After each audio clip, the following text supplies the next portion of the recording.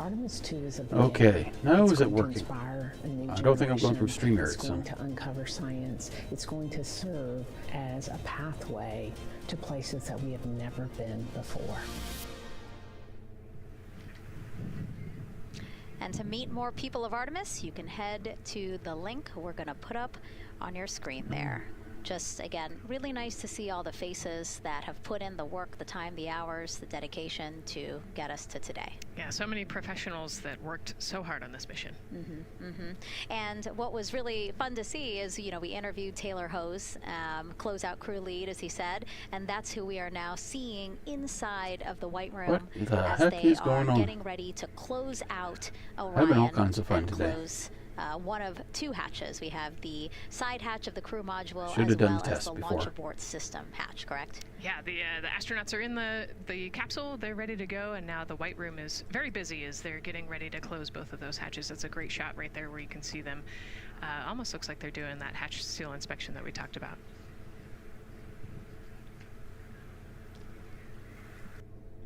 I'm going to go into Mikey's stream.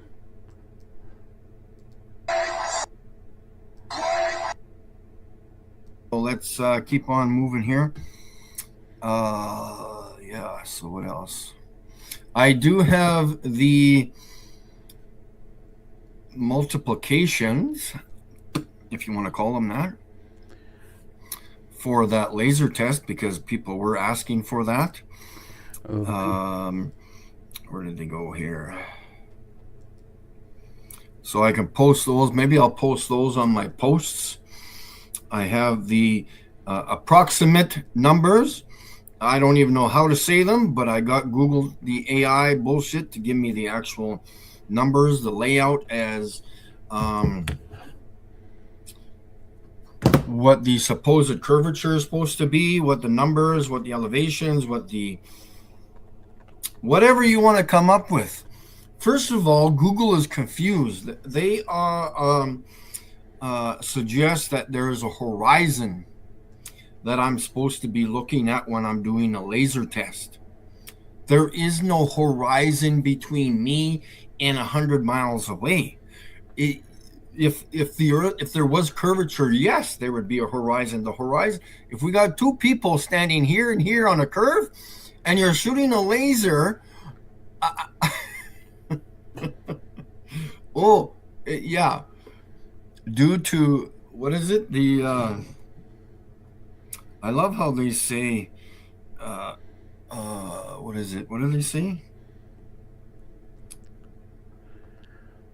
Only Mikey would try to upstage Artemis. Refraction. No, yeah, on a globe, yes, there could be refraction. Maybe later. I was more As we worried about the continue to see astronauts. them get ready to close that smaller hatch, again, the crew module side hatch, let's take some questions. Anybody, Sounds good. is the live stream working or anybody hearing me? Probably A lot not. has changed since Apollo, and I have a few questions about what's next. What part of the moon are we exploring through Artemis, and what are some of the key points that NASA needs to consider when planning missions like this? Were you expecting to see Scarlett Johansson? I think that took you. Yeah, I mean, took you aback. we've talked about this, but everybody has an interest in this mission. You know, it's humanity trying to explore and go back to the moon. And I love this question. You know, what part of the moon are we going to? You know, eventually we want to get to the polar regions, the South Pole specifically. We think that there are volatiles there, so water ice, something that can be harnessed as a resource as we create the permanent base on the moon and then try to get onto Mars. But getting to the moon is a tricky mission. You know, we're going further than we have in a long time, and you know, on the International Space Station we're 250 miles from the Earth, and so we're pretty close. We resupply that spacecraft pretty often with cargo missions, but the further and further you get away from Earth, the more you have to think about the lack of cargo, the comm delay. You know, there's a communication delay the further away you get, and so there are different and unique problems as we continue to explore further and further out into the solar system. And there is so much to learn about the moon, so it's no surprise that yes, even though our goal is to to have a moon base at the lunar South Pole. The lunar South Pole is not the main focus of this lunar flyby. So instead, the crew is going to be focused on observing the far side of the moon. So this is actually an animation of what teams expect the moon to look like if the crew launches today. So this is, of course, the side that faces the moon, and this is the far side of the moon, which when, again, the crew does Not the lunar dark side. flyby on flight day 6, we are expecting this will be their view. What an amazing view and an opportunity. Yeah, you know, there's so much to learn from this particular mission, because obviously we're not landing with this mission, and so they actually potentially could see the South Pole and kind of scope out what our landing regions look like in the context of the entire moon. But also they're going to see parts of the lunar surface that have never been seen before by the human eye, and so they're going to take these detailed notes. They're going to record themselves talking about what they see. You know, we do a ton of geology training as astronauts, especially this Artemis II crew. They did a ton of geology training working with scientists to learn how to pick out the unique portions that we want to go study. You know, what is the context of the moon? What parts of the moon look interesting and look different? You know, the impact craters that we talked about earlier. So really trying to take all the pictures, take all the observations, write down, talk about their observations, and record as much data as we possibly can for the researchers back here on Earth. Yeah, it's so important to, yes, we're all talking about what they hope to do during this 10-day mission, but you really do have to think about all the training that goes into this. I mean, you have 4 crew members who won't, you know, have the support the way that they've been having the support. I mean, they'll be talking through communications, but you know what I mean? It's just them and the moon, right? So they need to be fully aware and equipped with everything that they'll need to do to be able to accomplish the objectives that we hope to accomplish during this mission. Right, and their specific flyby around the moon, you know, the lighting will be different and the path will be different depending on when we launch. If we launch today, it would be different from tomorrow. And so, you know, they actually had to learn the geography of the moon so that they can orient themselves when they're on the backside of the moon, because they're not going to have communication. You know, they're just going to have a, I think, 45+ minute comm blackout while they're while they're on the far side of the moon. And so they themselves have to know what things look like on the moon, how to orient themselves, and how to get the data that we're looking for. Yeah, really ambitious mission. Excited to be here at the start of it. All right, so another check of the clock, 2 hours, 57 minutes and counting to the opening of our 2-hour launch window for Artemis II. This pivotal test flight comes 250 years after America began its journey as a nation. As we celebrate that milestone, a special live performance now of our national anthem by singer Ann Wilson. Can we get the Canadian anthem too?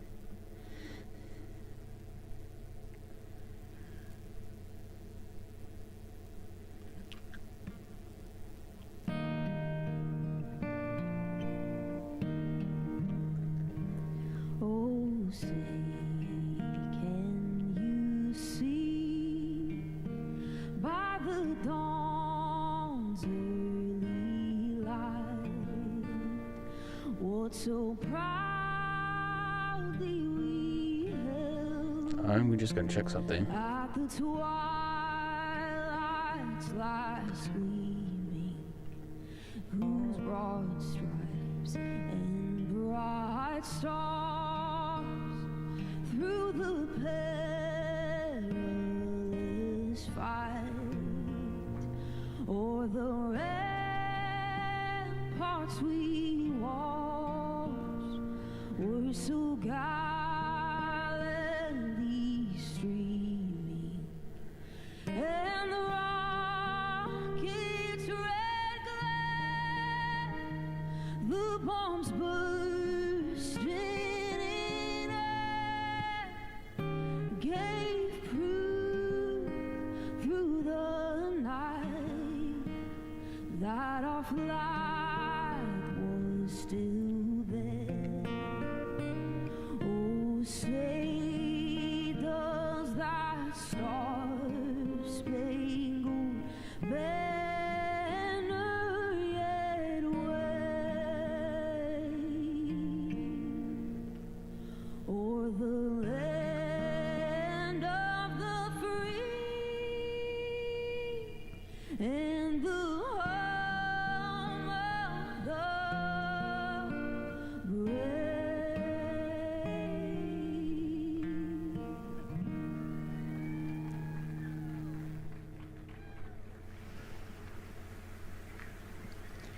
A beautiful rendition. Honestly, I'm a little emotional, a little speechless.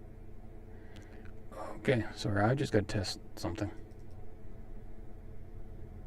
1 step 2.3 through 4. The procedures, the crew.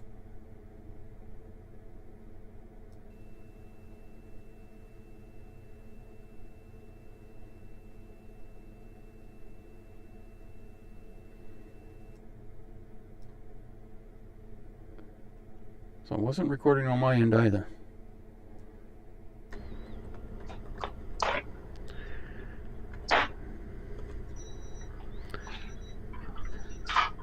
But you can't hear me.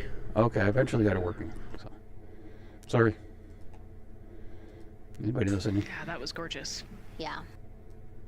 Which is a very dynamic phase of flight. And after solid rocket booster ignition of the Space Launch System, it's this team that takes over control of the mission. There are voices you'll hear upon ascent, calls being relayed between Stan Love, the Capcom you see here in this shot, in Mission Control Houston, that's the voice from this room, and the Artemis II crew on a communications channel aptly named Orion to Earth. Here are the calls you may hear during this part of the mission. Capcom Stan Love, his first call after responding to the crew's successful roll pitch maneuver at 30 seconds is AMT high. This notes that should we lose just one of the main engines, an alternate mission in low Earth orbit can still be achieved. At 1 minute 25 seconds, you'll hear max Q on PDL. This notes that reaching the moment of maximum dynamic pressure on the spacecraft. This event happens to be in line with a communication switch to another ground station, the Ponce de Leon Inlet Tracking Annex, located about 35 miles north of Kennedy. At 2 minutes 45 seconds, you'll hear SM primed, upper stage RCS ready. This means that the European Service Module propulsion system that's prepared for the next phase of aborts after the launch abort system jettisons, and the reaction control thrusters on the interim cryogenic propulsion stage that enable pointing and maneuvering are ready. At 3 minutes 50 seconds, you'll hear voice check on TDRS at the Kármán line. At this point, the launch abort system has jettisoned and revealed the Orion capsule underneath. This check verifies that the now exposed Orion antennas have a good signal over the tracking and data relay tracking and data relay satellites, which is part of a geosynchronous satellite network and the same assets that are used aboard the International Space Station. This communication switch happens to be at the Kármán line, a widely recognized boundary about 62 miles, statute miles, or 100 kilometers above the Earth's surface, where the air is too thin for conventional aircraft to fly and marks the point where our astronauts leave Earth and enter space. At 5 minutes 16 seconds, you'll hear the call 3-engine press. This notes that if one of the 4 main engines on the SLS core stage were to fail, 3 engines can carry the crew to a nominal main engine cutoff and proceed with the expected mission timeline. This is an important call that gives more assurance of continuing today's moon mission. At 7 minutes, you'll hear expect nominal shutdown. You'll hear this call should the main engine performance be as expected up to this point. Shutdown plans can vary and may impact G-forces experienced by the crew or future burn plans, but a nominal shutdown is more indicative of continuing the mission on the expected timeline. At 7 minutes 30 seconds, you'll hear AOA open. This notes crossing into a new abort profile. At this point, an abort would use Orion engines to escape the core stage, and the altitude and velocity are enough to make it one lap around the Earth and aim for a splashdown in the Pacific Ocean instead of the Atlantic. And then, of course, shortly after 8 minutes, you'll hear nominal MECO. You won't hear MECO right away. Teams here wait until the core stage has separated and the trajectory is confirmed as expected before that call to the crew. Now, this ascent profile is approximate, as there may be calls that move a few seconds depending on the trajectory, and of course these are the calls and times for a nominal trajectory.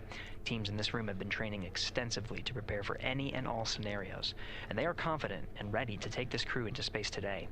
In today's pre-brief, the flight director Judd Freeling expressed his confidence to the team, citing the hundreds of simulations to prepare for this very moment. These are the calls you'll hear during ascent less than 3 hours from now, but now we'll turn our attention to the countdown to launch and send it back to you, Megan, at the Space Coast. Okay, I'm going to check on some things here. Not Mikey. Not right yet. I'll check the other Mikey. It's the cars in the park. You want to fight me? No. On it, you know? Yeah. All right. Yeah, there's a little girl. So 2 in separate the, live streams. We make do with the what we got. people next Are to they us. 2 separate? Yep. And restarted. And she. Okay, this is Oh, Red's Redder. fuck. So far, He does like his she ID believes to that be we are known. controlling This is the Mike over rockets IP. and the weather This is balloons. Boston Thanks, Context. thanks, I don't know if that's fucking- IC Spin or not. So that's fun. She's sweet. But yeah, I'm glad that we are connected again. Can I get a 5x5 in the chat? Disconnect. I said disconnect. Okay, it's disconnected. All right, I'm gonna Paint restart. Slayer, what's up, man? Good to see you. What's up, Lindsay Bow again? 5x5, I hope. Nebula I'm literally Orion. turning every single button off, Fuckers except are for the not Z-axis, getting away X, that Y easy. axis, Found ya. this button, and this button. CJ Lamero, good to see you. I gotta do what I gotta do, man. Thanks, Calder. 5,554, Tori. I appreciate that. That's probably binary for 5x5 or something. Even though binary is definitely not 5s and 4s, but we will just roll with it.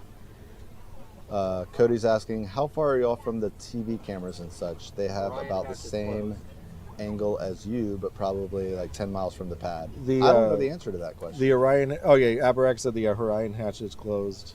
Beautiful. Do you know where As soon the... as I see that arm do this, and I see it swing away, Yeah. we will go to the. The full. We'll remove the bar loomers. Okay. Excellent. You're back.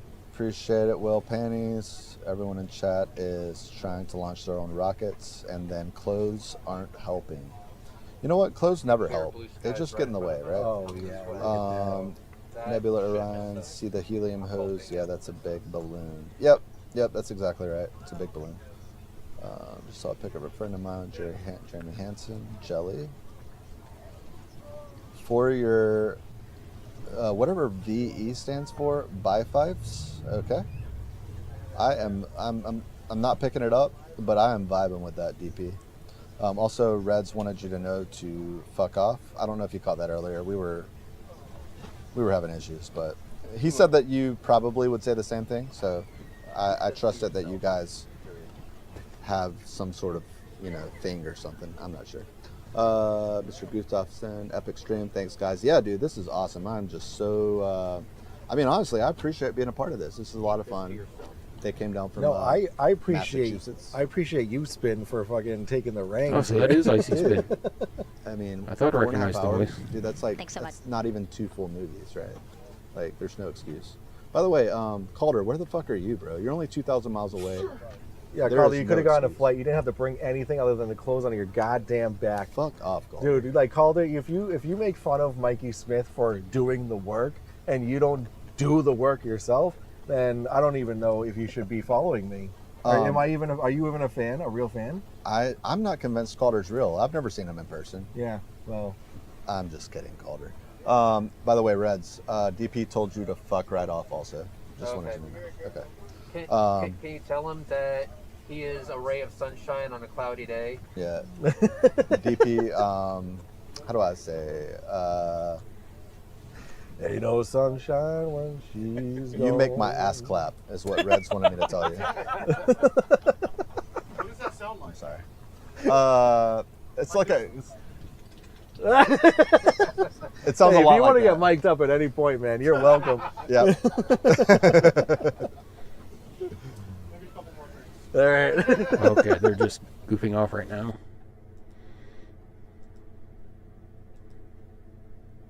Much, Gary. Now, one of today's 4 astronauts, of course, Canadian Space Agency astronaut Jeremy Hansen. Let's go now to Jasmine with her next guest. What's up, DD? So much, Megan. Yeah, we're joining you live now from the Operations debatable. Support Building Is here that at Kennedy, is where Jim crowds Daniels are in starting chat? to gather. JD, And where we're you honored at? to have Lisa Campbell of the Canadian Space Agency Lisa joining Campbell. us. Sorry, I said Lisa, Jessica Campbell. Jeremy Right. Hansen I is don't think about you to even make heard that. history as the first Canadian to venture to the moon. What does that milestone mean for your agency? Thanks so much, Jasmine. It's wonderful to be here. It's such a special moment, both for our astronaut colleague Jeremy Hansen, but also for Canada. We're here because of decades of public investment in space robotics in-space collaboration, and so for our country, we're very proud. He's so ready. He's been waiting for this his whole life, preparing, training, and he's a wonderful example of Canada. Yeah, and that's a perfect way to capture Jeremy. He really has been prepping for this his whole life. This will be his first space flight. So what has it been like watching him become part of this Artemis II crew? Well, as I mentioned to you, I've known Jeremy since 2020, and he's a colonel, a fighter pilot, a father, and he really is a very dedicated, passionate human being. So both for him to realize this goal of being an astronaut and flying, he also is hopeful that Oops, you guys have been watching me. Will raise awareness about the value of a space program, of the benefits here on Earth, of exploring the universe and our place in it. Wow, that's beautifully said. And really, this international collaboration has been going on for quite some time now. We've worked together in low Earth orbit and now going into deep space together. So why is it so important that we have these international partnerships? It makes us stronger. We can go faster and further together.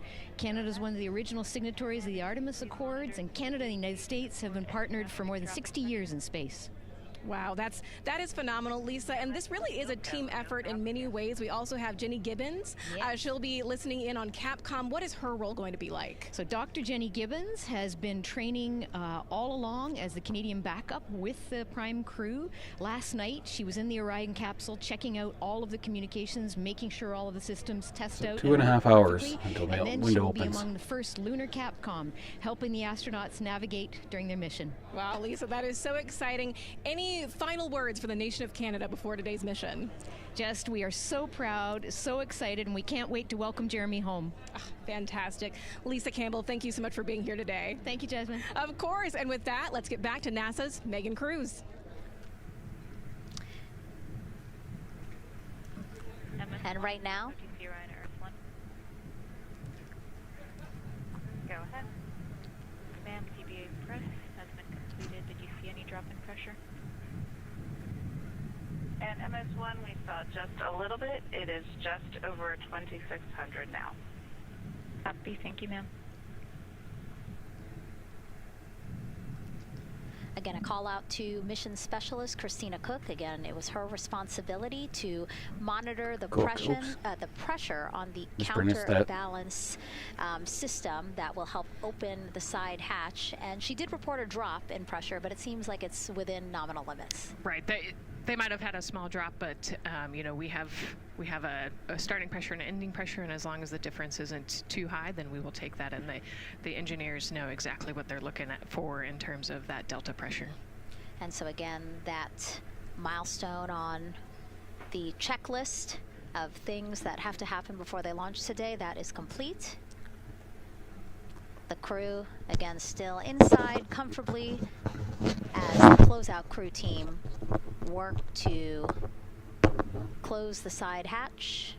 Again, a separate seal leak check, followed by a full cabin leak check, and then they will close the last abort system hatch. Lots to do still in the White Room, and marching down the countdown timeline well. And so Bill, again, number 3 there, he is holding a silver flex hose. That hose is what will be connected to Orion in order to do that cabin leak check. So again, it does seem like we continue to march down through the milestones in this countdown.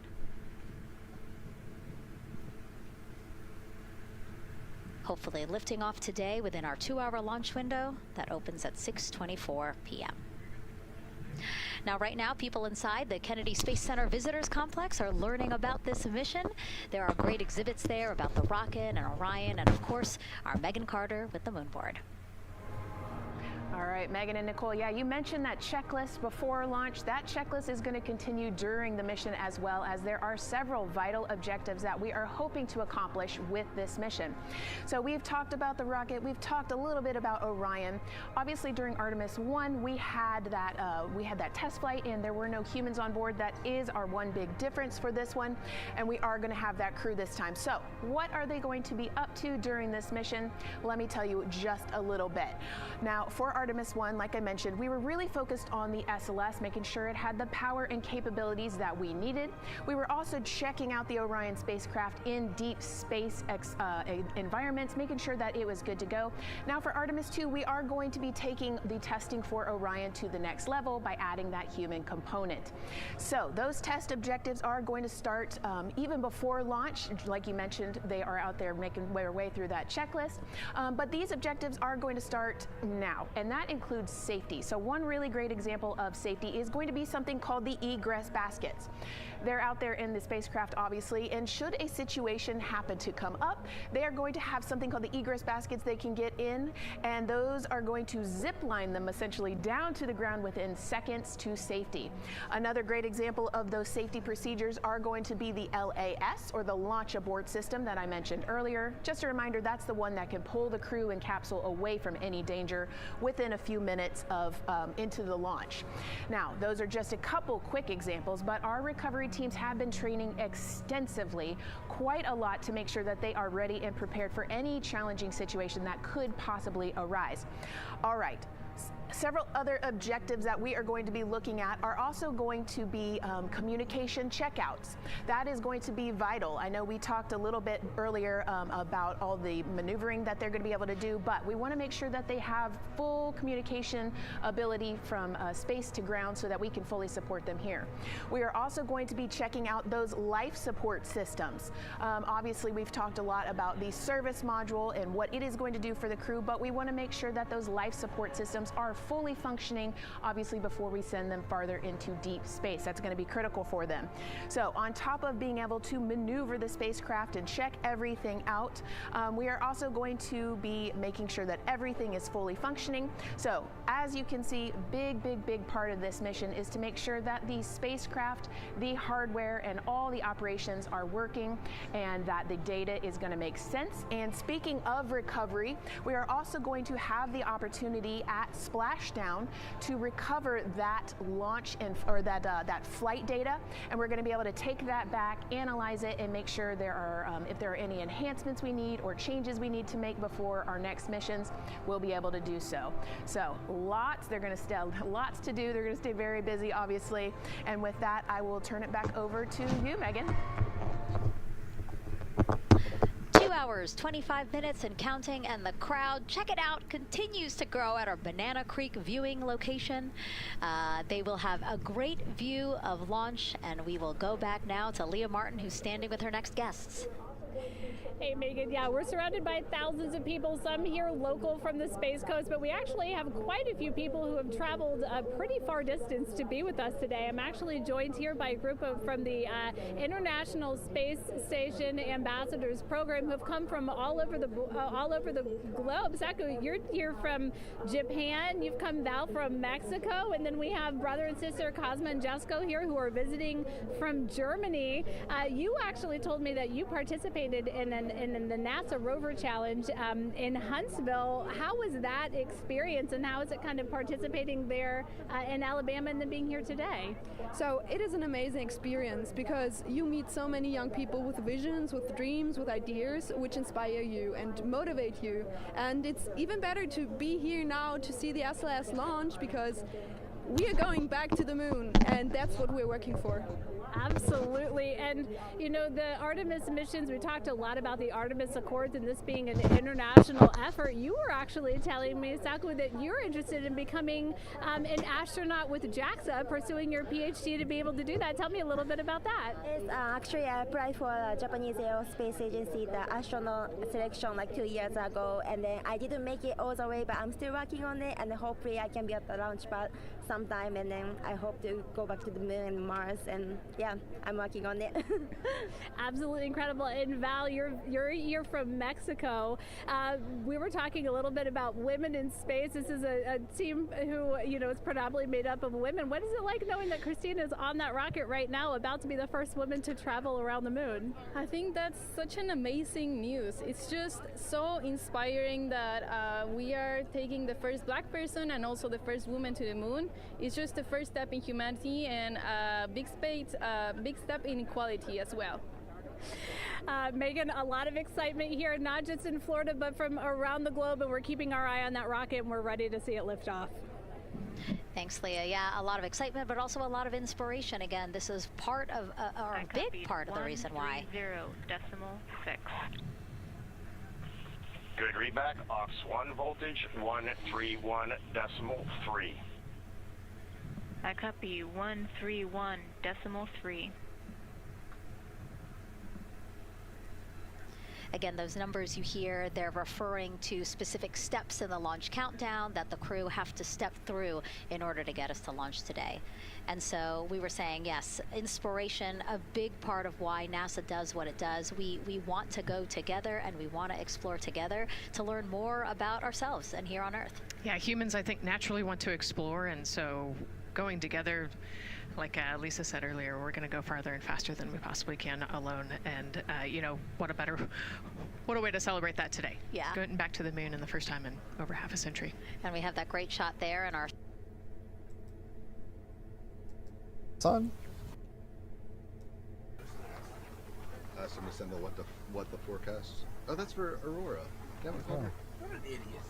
We're not in Aurora, Calder. Damn it, Calder. That was.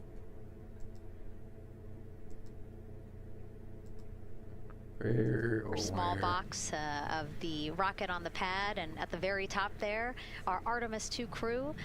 Right now, we know that the crew has begun, the closeout crew has begun doing that cabin leak check. So they are currently pressurizing the cabin, and it sounded like it would take about 6 to 8 minutes for them to get to pressure, and then they have to hold that pressure for 5 minutes, right? Yes, that's correct. Yeah, so there's quite a bit of volume. You know, we talked about it being a 6-person tent. I think it's 330 cubic feet. Don't quote me on that number, but you know, they have to pressurize that capsule, and then, like we talked about, take that initial pressure, wait 5 minutes, and take the second pressure.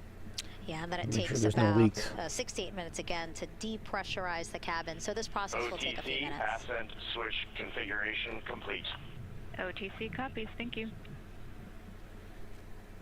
And then after the cabin leak checks, then they will finally close the last abort system hatch. So again, chugging along in the countdown, really excited to, again, continue to hear the crew's voice inside Orion, stepping through all the procedures. Yes, it's exciting to hear them making progress, right? It's all good news hearing the crew talk to the ground and working together to get to the launch.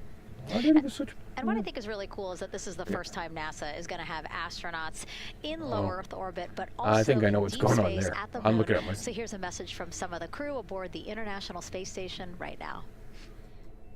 Oops. Hello, Megan, and a big hello to everyone around the world counting down together to the launch of this historic flight test.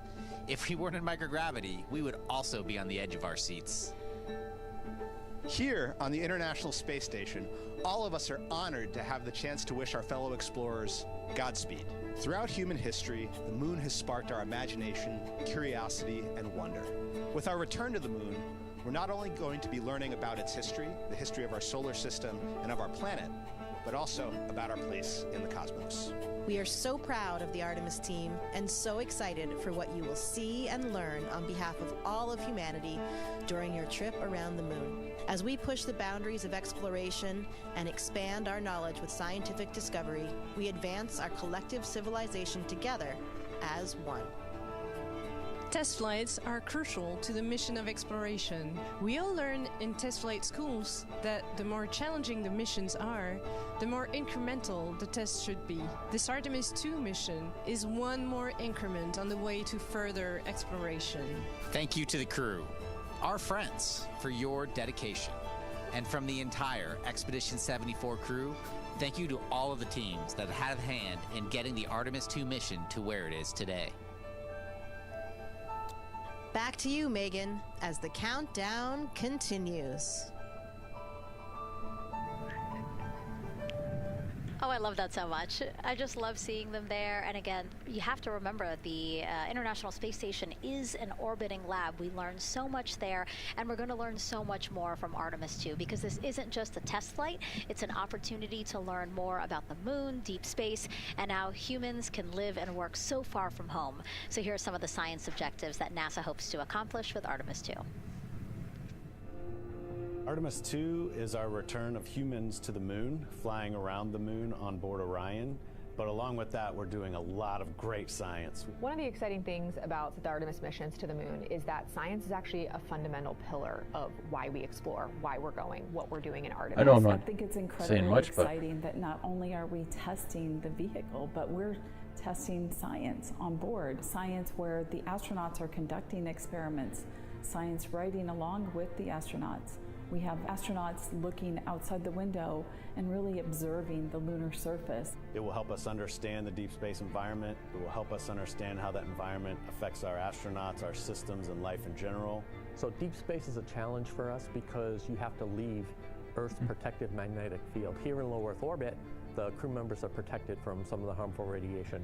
Going to the moon, they'll no longer be protected, so they'll have a higher radiation exposure. Much like Artemis I, we have so many radiation sensors and detectors that are inside the capsule so that we can fully understand and appreciate the radiation environment for protecting our astronauts. In my hand here, I'm holding a tissue chip model. This is the exact design that's going to be flying alongside the astronauts. We'll be collecting samples from each of the crew members, and we can make these organ chips out of the astronauts themselves. So every crew member will have their own avatar on board, and then upon return, we can evaluate that deep space radiation environment and what that compares to the astronaut themselves. Not only are they going to help change the course of medicine for the astronauts, but revolutionizing that on Earth as well. We're looking at sleep, we're looking at team dynamics, we're looking at how you interact with the environment. We're also looking at the immune system, so what are the biomarkers? We're using saliva as a method to study hormones and different things in your body that may change during a mission like this. And then finally, how do we function after microgravity, being close to the moon, then returning to Earth. Which will ultimately help us achieve our goal of getting humans to Mars. And then on top of that, we have an opportunity to look at the moon from deep space on the far side for the first time in over 50 years.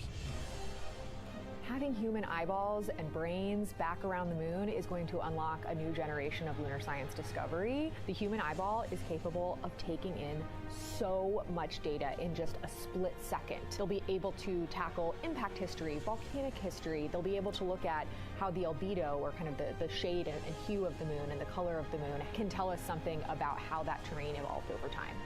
We're integrating science in ways that have never been integrated into human exploration before. We have a front room mission control flight controller position called the Science Officer. We have a brand new science back room where it's basically our brain trust of lunar scientists and geologists supporting the crews of the future. And Artemis II will allow us to really test how this works so that future missions are really set up for success. We'll also be deploying some CubeSats. They're small shoebox-sized spacecraft of their own. They're each provided by another country, one of our partners. As they conduct their research, they'll complement what we are doing at the moon with Orion. It is so incredibly exciting to be a part of this mission. It has been, really one of the privileges of a lifetime. I can see the work I'm doing benefit crew members right now and benefit the crew members in the future. So it's incredibly exciting and it's very rewarding. As this rocket launches humanity off of the Earth, we'll be setting the stage through our science to prepare humanity to leave Earth and explore the solar system.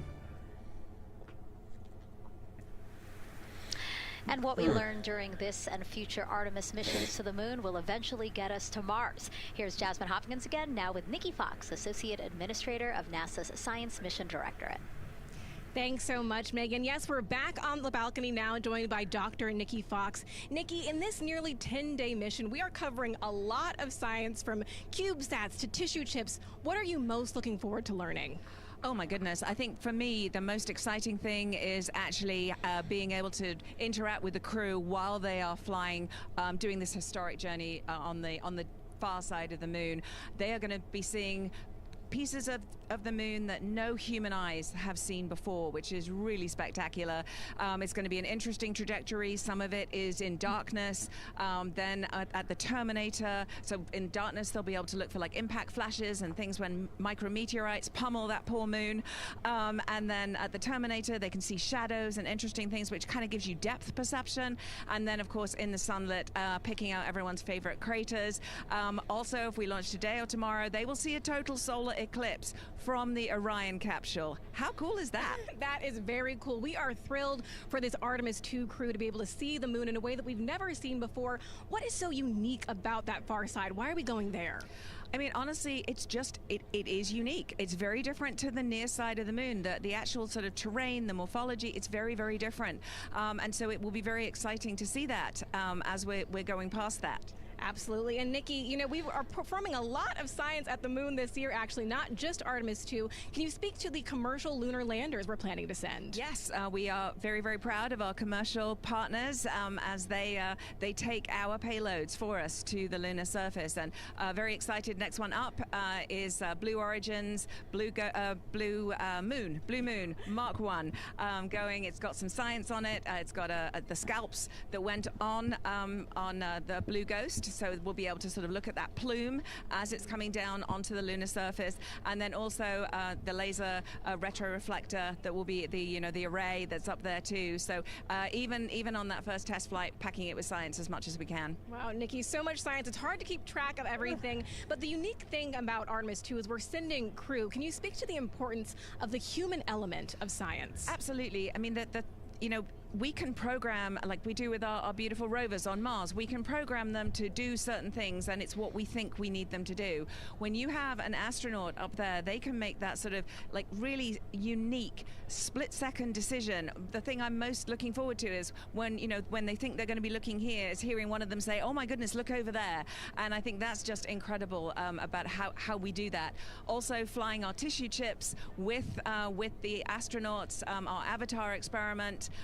Here we go, Avatar. Wow, look at that. And that's got the tissue chips samples that matched to the crew, so we'll be able to monitor the effects of microgravity and radiation on that human tissue as we prepare for more and more missions to the moon for longer and longer durations, and then off to Mars. Wow, Nikki, so much science ahead of us, but first we have to launch. Thank you so much for being here today. Thank you so much. Go Artemis. Oh, please of course, go Artemis. And with that, let's turn it back over to the countdown with NASA's Megan Cruz. Nikki is so fun. She has so much energy and so much passion about the science. And again, yeah, it's just so important to remember that so much science is happening with this mission. It's not just to test out the hardware and the life support systems. Yeah, you saw the science video, and then we talked to Nikki.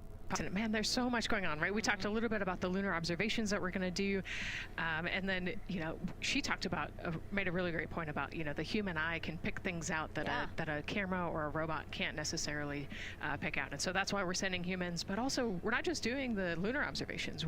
The Avatar, like that's a really cool experiment. They took blood samples from the crew, and then they used those stem cells to make bone marrow and create those little Avatar chips, which is so like impressive. Feels like scientific, sci-fi movie stuff. But we're going to look at radiation. We're going to look at all sorts of different scientific experiments. We got the little CubeSats. We're going to go look at space weather. Lots going on. Yeah, even collecting some of the astronauts' saliva. You can learn a lot about the body through the saliva. So just really a lot in a small amount of time in a small capsule. Yeah, scientific discovery. That's why we go back to the moon. Yeah. And so again, her energy just so oh my God, I can't find the words. So wonderful. Awesome. Yeah. I don't know why I couldn't find the word. So anyway, yeah, just really, again, thank you, Dr. Nikki Fox and Jasmine. And so Nicole, what about answering more questions? Let's do it. Okay, great. First one, what was the word I was trying to get at? No, I'm kidding. Let's have the first question up on the screen now.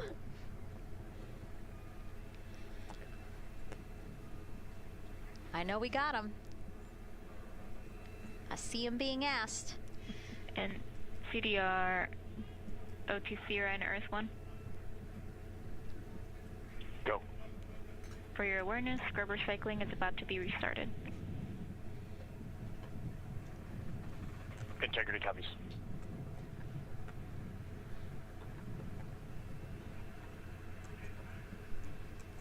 All right, let's try that again. Can we get the next social question, please? What are the G-forces experienced by the Artemis astronauts during launch and re-entry? Ooh, you know, these are actually pretty similar to, you know, a Dragon launch or a shuttle launch.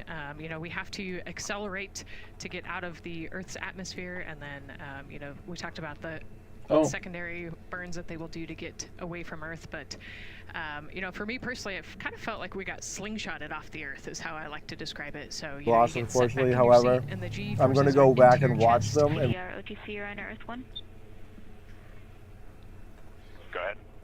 Moon lake check complete. The cabin is going to be vented to flight pressure momentarily.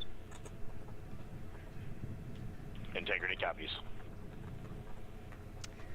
That's fantastic news. Yeah. Again, so the spacecraft is holding pressure as expected, and so now they will depressurize it, which will take about 6 to 8 minutes. Exciting. Yes. Yeah. Go ahead, Nicole. Like we sorry. talked about, continuing to march towards the launch. Yeah, so the G-forces are into your chest, and it's kind of a slow build, and you can get all the way up to 4.5 Gs into the chest during the launch, and often they have to back off on the thrust a little bit so that you don't get too high in the G-forces. Out the stream right now. Yeah. So tag Mike over IP with your super chat comment, and I'll address it right now. But I mean, either way, regardless, we're gonna still go over all the super chats that we're given. Yeah. You say it more Bostonian. Irregardless. Irregardless. Yeah. No, I don't say irregardless. I say regardless. I've got irregardless ain't a word. I know. I'm having it live translated, so I'm hearing it perfectly. MC Tune says new stream every 5 minutes. MC Tune, how about you get your ass out here? I don't see you doing this. We're doing the work, Tune's Tune. not putting in the work. Yeah. We're doing the work. Okay, I don't see you out here with your telescopes He took his and your vacation early. and your 4 cameras He was and in your and out. and your freaking everything and your joysticks. I don't see any of that shit. Do we see that? To Love you Tune's too. credit, though, he only did 1 stream per like segment, right? Not 11 or 11. I think we've done 11, right? That would be appropriate. So unfortunately, Icy Spin's not going to be able to join us anymore. Nope. Give me the mic back. He's going to die now. And especially as we go land in the right place in the Pacific Ocean, and that's their job, and they know how important that is, and they have to work closely with Orion, which again, they also have to work with all the other teams to make sure that everything's working together. And then on top of that, our flight operations teams, all the people on the ground, they're all working together. They know this mission doesn't work unless every single part of the mission works. Right. Lori, there are so many things that have to work together today. We can't wait to see what happens next. Thank you so much for being here. It's my pleasure. Thank you. Of course. And with that, let's take it back to the countdown with NASA's Megan Cruz. Yeah, and speaking of the countdown, 1 hour, 59 minutes and counting until the opening of our 2-hour launch window at 6:24 p.m. Eastern Time.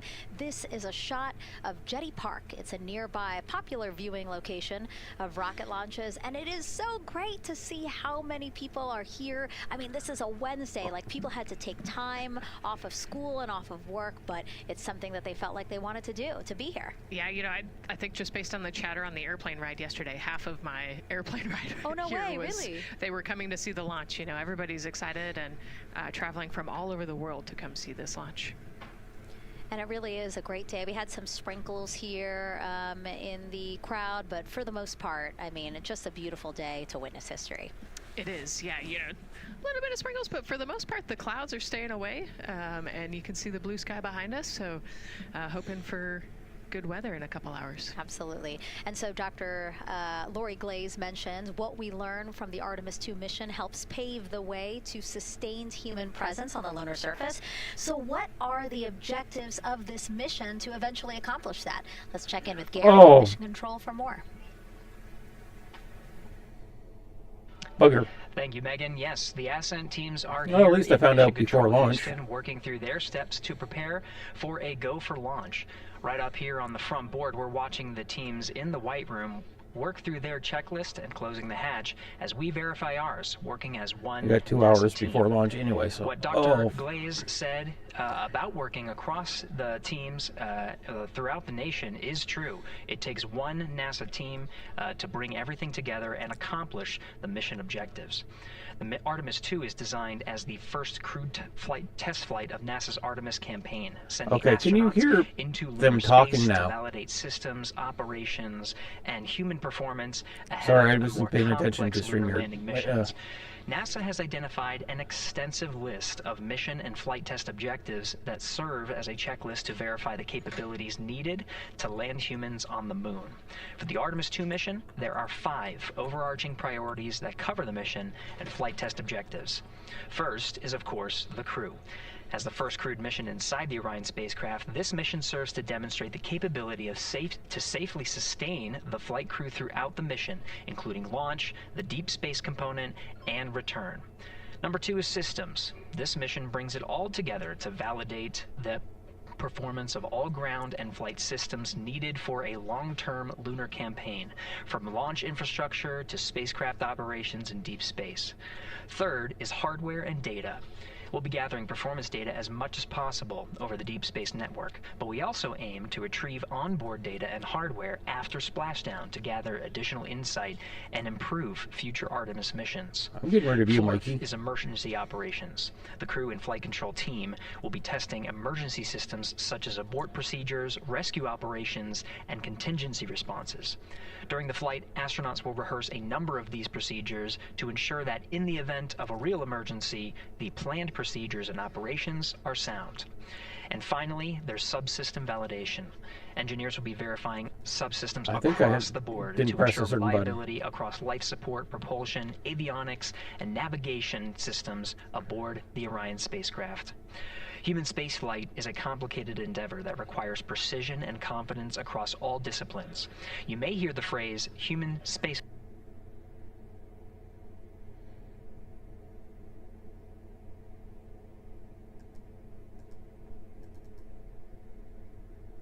One step 2.3 through.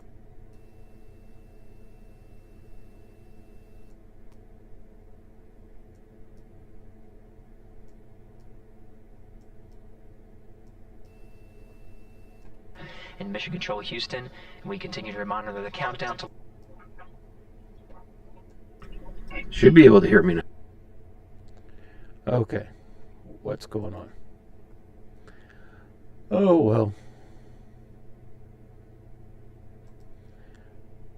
Nothing much to say, really, really, but... This flight is the greatest team sport a few times in today's coverage, and it's absolutely true. Not only does it need mastery of specific components, but the integration extends across thousands of people and facilities around the world to come together and make it all work. A lot of the work from many people has led to this moment, a rocket at the pad with humans on board, ready to put everything we worked for to the test. I'm certainly excited about it. The teams here in this room are looking forward to supporting the mission, and I hope those watching are as excited as we are. We are following the countdown here in Mission Control Houston. Everything continues to look good. Now inside 2 hours from the beginning of the launch window. With that, I will send it back over to you, Megan and Nicole. Go away, Clouds. Hey, Gary, thank you so much. We are getting word that the launch team is working something that we would like to give you an update on, so let's get on over to Daryl. All right, thank you, Megan, and we are live in Firing Room 1 here at the Launch Control Complex. Yes, we are currently not working any constraints with regards to the rocket or the ground systems. But the launch team has been made aware of an issue that the range is working. And currently they're monitoring that work that is going on over at the range. We understand that that issue is related to the flight termination system. Now, the flight termination system, just to give you a quick explainer, every rocket has a flight termination system. It's the system that the Eastern Range here uses in order to send a destruct signal to a rocket in case it veers off path. So it's a very critical, important safety component in terms of how the range keeps the public safe here. We understand that the flight termination system, they're working on an issue. And so as they continue to work that issue, they've asked for some assistance from the launch team to help verify some of the work that they're doing on their FTS system. And this is where it gets a pretty unique situation here. The assistance they've asked for is to verify what's going on with their system. They want to check it to see that the work they're doing is okay. And in order to do that, the FTS console operator inside the firing room has been asked to help them verify it. And the way that they're going to do that, and the solution that he proposed to check and verify the system with the launch director, and she gave the approval, is to go get a piece of heritage equipment from inside the VAB that was used during the space shuttle program. And this equipment is able to receive commands by the range through the flight termination system. And so with this piece of equipment, this console operator who works FTS was granted permission to go go over to the VAB next door and get this equipment that he's very much aware of and used during the space shuttle era. And so that is in work right now. The bottom line of all this is, at this moment, the range is no-go.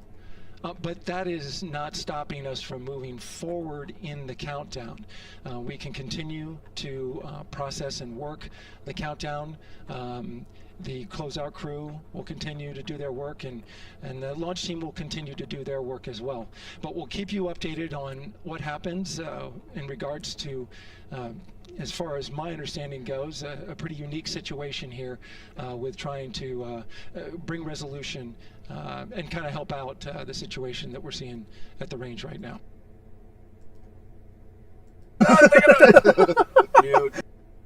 Oh, Reds are. Oh my God! I gotta tell you, in terms of production quality, this is. You want to talk more? Sure. If you have questions, I did, DP. I see it. Hint. It'll be the worst time to have a buffer. How many hours into the Prize-worthy game? location. How many? Because Mike checked his email. The future is.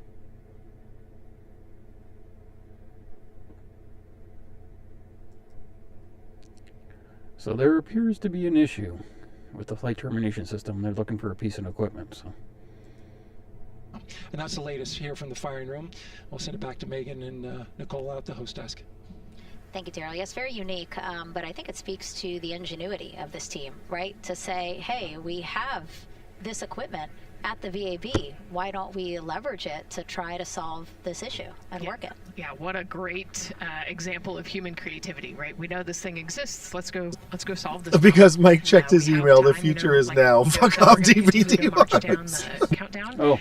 So we'll continue to get the rocket and the crew ready, but we still have that 2-hour window. So in the meantime, let's try to figure out what's happening with the range. And speaking of the range, what is the range for people who might not watch rocket launches with us often? Sure, yeah. So anytime that you launch a rocket, you have to clear the airspace, right, in the launch corridor. So where the rocket's flight path is going to go, you have to make sure that that whole airspace is clear. And so we actually have assets. The Space Force helps us out with this one, but we want to make sure that there aren't airplanes in the way and there aren't other maritime assets in the way or things like that. So that there's a whole group of people. We talked to, actually Gary said it great, right? It's a huge team sport, and so there's a whole group here on the ground that is monitoring that launch corridor. Whatever you want to come up with. And so if they're having issues, then we definitely can't launch this rocket. We don't want to launch blind into a corridor that we can't see. Yeah, because as Daryl said, I mean, it is very important, the flight termination system, needing to activate it in case of an emergency. So yes, something that we will closely be monitoring throughout the countdown, and hopefully again won't be an issue, that they can fix this issue by going to the heritage hardware that's in the vehicle assembly building. Right, what a great idea. Okay, so again, under 2 hours from the opening of our 2-hour launch window, 6:24 p.m. Eastern Time. The crew, as you can see there, inside of Orion, relaxing, getting updates from the team, but also just getting in the right headspace for hopefully launch today. Let's learn a little more about each of them now. I did a few little videos The on moon, them. to me, it's the thing that connects me together with all the other humans in my life. I remember being a little kid lying in bed at night and just looking out at the moon in whatever phase it was in, and I was thinking, man, my friends that live like 20 miles away, they can probably look out and see that same exact moon. And then when I was in the Navy and I would look out at the moon and I'd be halfway around the planet, and I would think, man, my brother can see that moon where he is, and he's halfway around the planet from where I am. To me, it's a connection of life on Earth. We can all look up and see that moon, and it's always changing. The moon is never the same 2 days in a row. I love that. My name is Reed Wiseman. I'm the commander of NASA's Artemis II mission around the moon. I grew up in a little town just north of Baltimore, Maryland, about 20 miles north of the city. There was a National Guard base nearby my house, and there were A-10 aircraft that would fly over every now and then. I just would look up at them and be like, man, I want to be up there. I want to go do that. And then my brother went to the Naval Academy, and I would go every year and watch the Blue Angels fly during commencement, and that just started to grow and grow and grow. For a while, I wanted to join the Air Force, and then I realized Navy flies as well, and they fly from ships in the middle of the ocean, and that was it. Like, done deal for me. That is exactly what I wanted to do for my career. Flying is freedom to me, especially when you're in a jet aircraft coming off of an aircraft carrier in the middle of the Pacific Ocean.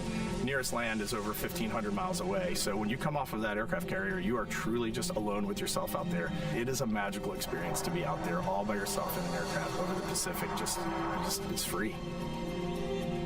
I think anybody who accomplishes something that they set their mind out to, there's no one thing that does it for them. It's a combination of everything. I mean, the way my parents raised me, the way my brother and I, the way our relationship developed over time, my friends, being in the marching band, going to college, setting my own course, learning how to live on my own, being mentored along the way, being, kept on the path to success, but being given the freedom to, make excursions and fail every now and then and regroup and carry on. I think all those things come together in the end to get you where you are. I've had to overcome, I'm a human being. I've had to overcome a lot of fears. I'm pretty scared of heights. I joked about that on the International Space Station, but it turns out I'm only scared like at the edge of a building. When you're up on the International Space Station, even though you're 250 miles up, I never had that feeling of falling or that I was, at risk up there. I just kind of loved the feeling of floating and looking down at Earth. There have been challenges all throughout my life. By far, the biggest challenge was losing my wife in 2020 to cancer, and now raising two daughters who are grown up now, but that's been the biggest challenge by far I've ever had to face. It is not easy being an only parent, trying to work a full-time job, and raising two kids is something that I think about every single day. I'm very proud of the work I've done. I haven't always done it well, but I've always shown up and tried as hard as I possibly can. I do wonder what it's going to be like when we are really far from Earth and can see it. The sensation of being so far away from everything that you know. I had that sensation on the space station the first time I got to sit in the cupola for a really long time. So I can only imagine what that's going to be like from 200,000 plus miles away. My name is Victor Glover, and I'm the pilot for NASA's Artemis II mission around the moon. When I was in 4th grade, I was 10 years old, and that's when the Challenger accident happened. And it helped me understand how the general public felt about the astronaut corps, right? Like, these are the people that we want to be, and that just gave me an easy thing to strive toward. The biggest fear that I've had to overcome in my life is doubting myself.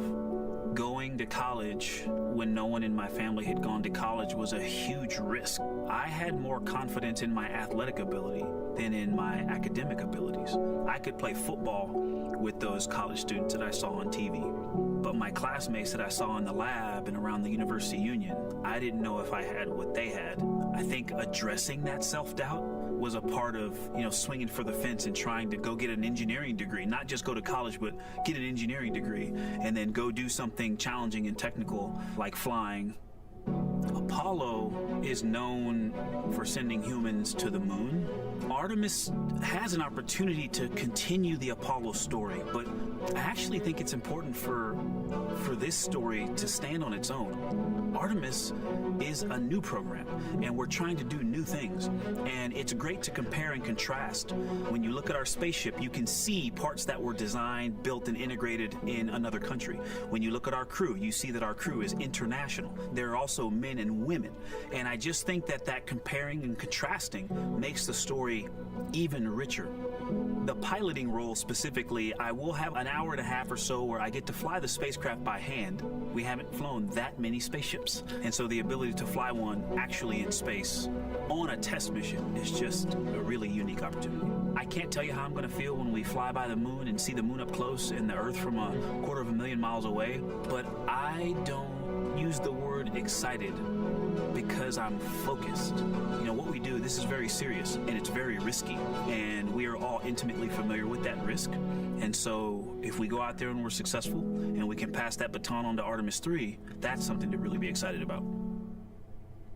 I tell a story, which is one that my dad told me before the Apollo missions when he was just a very little boy. He was looking up at the moon with his mom, and his mom said to him, "Don't worry, Ronnie, we'll never get there." Fast forward maybe 70 years later, it's his daughter that's actually going there. And I think that long arc is something that we can all learn from. The idea that the seemingly impossible becomes possible if you just believe in it and are willing to work hard and come together to achieve it. My name is Christina Cook, and I'm a mission specialist for NASA's Artemis II mission around the moon. When I look back at my dreams as a kid, I definitely never thought I would actually get here. I was very pragmatic.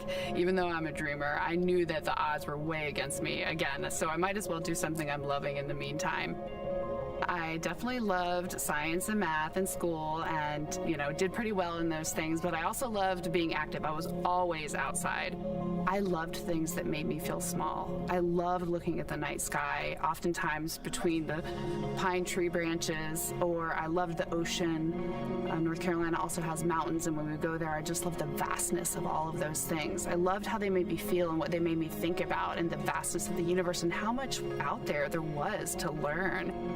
I'm drawn to exploring. I'm drawn to challenges that involve both mental and physical, and I'd much rather be solving problems wearing a whole lot of equipment and in a harsh environment, and that's just something I've carried with me ever since I was a kid. Thinking about the fears or challenges that I've had to overcome, there are just so many. I mean, basically, it's just been, that has been the journey. I always say to people, do what scares you, and that means I have to follow my own advice. So doing what scares me meant getting on a plane and going to the Antarctic, getting on a plane and going to study abroad in Ghana, applying to become an astronaut, opening the EVA hatch in the airlock and going out of it into the darkness, strapping myself onto a rocket.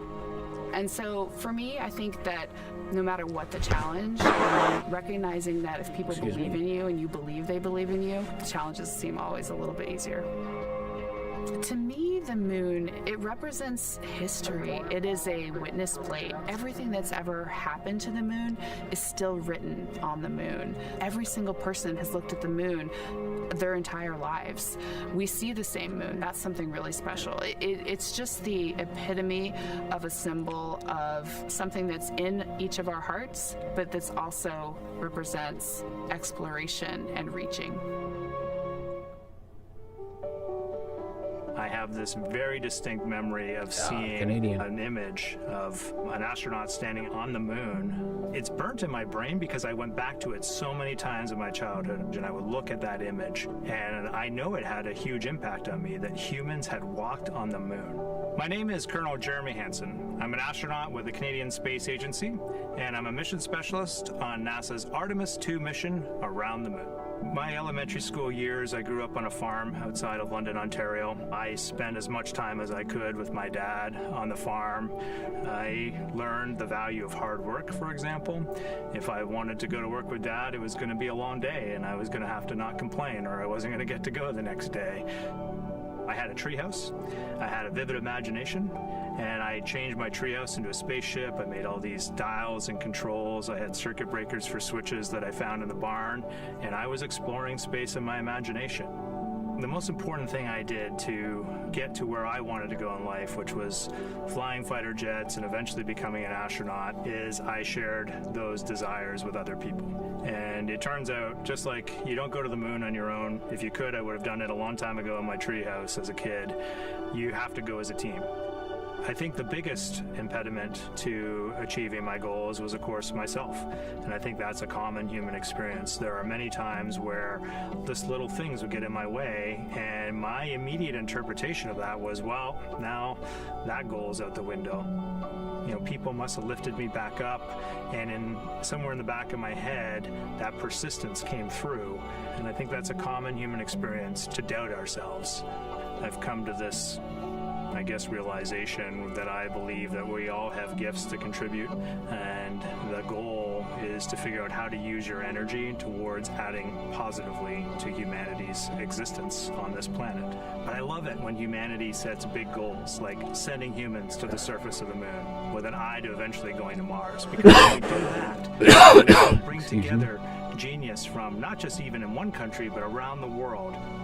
I've also learned from my indigenous mentors that they refer to the moon as Grandmother Moon. So you've probably heard of Mother Earth. They use Grandmother Moon because Grandmother Moon is responsible for the water in their community, just like the moon moves the water around the planet, affects the tides.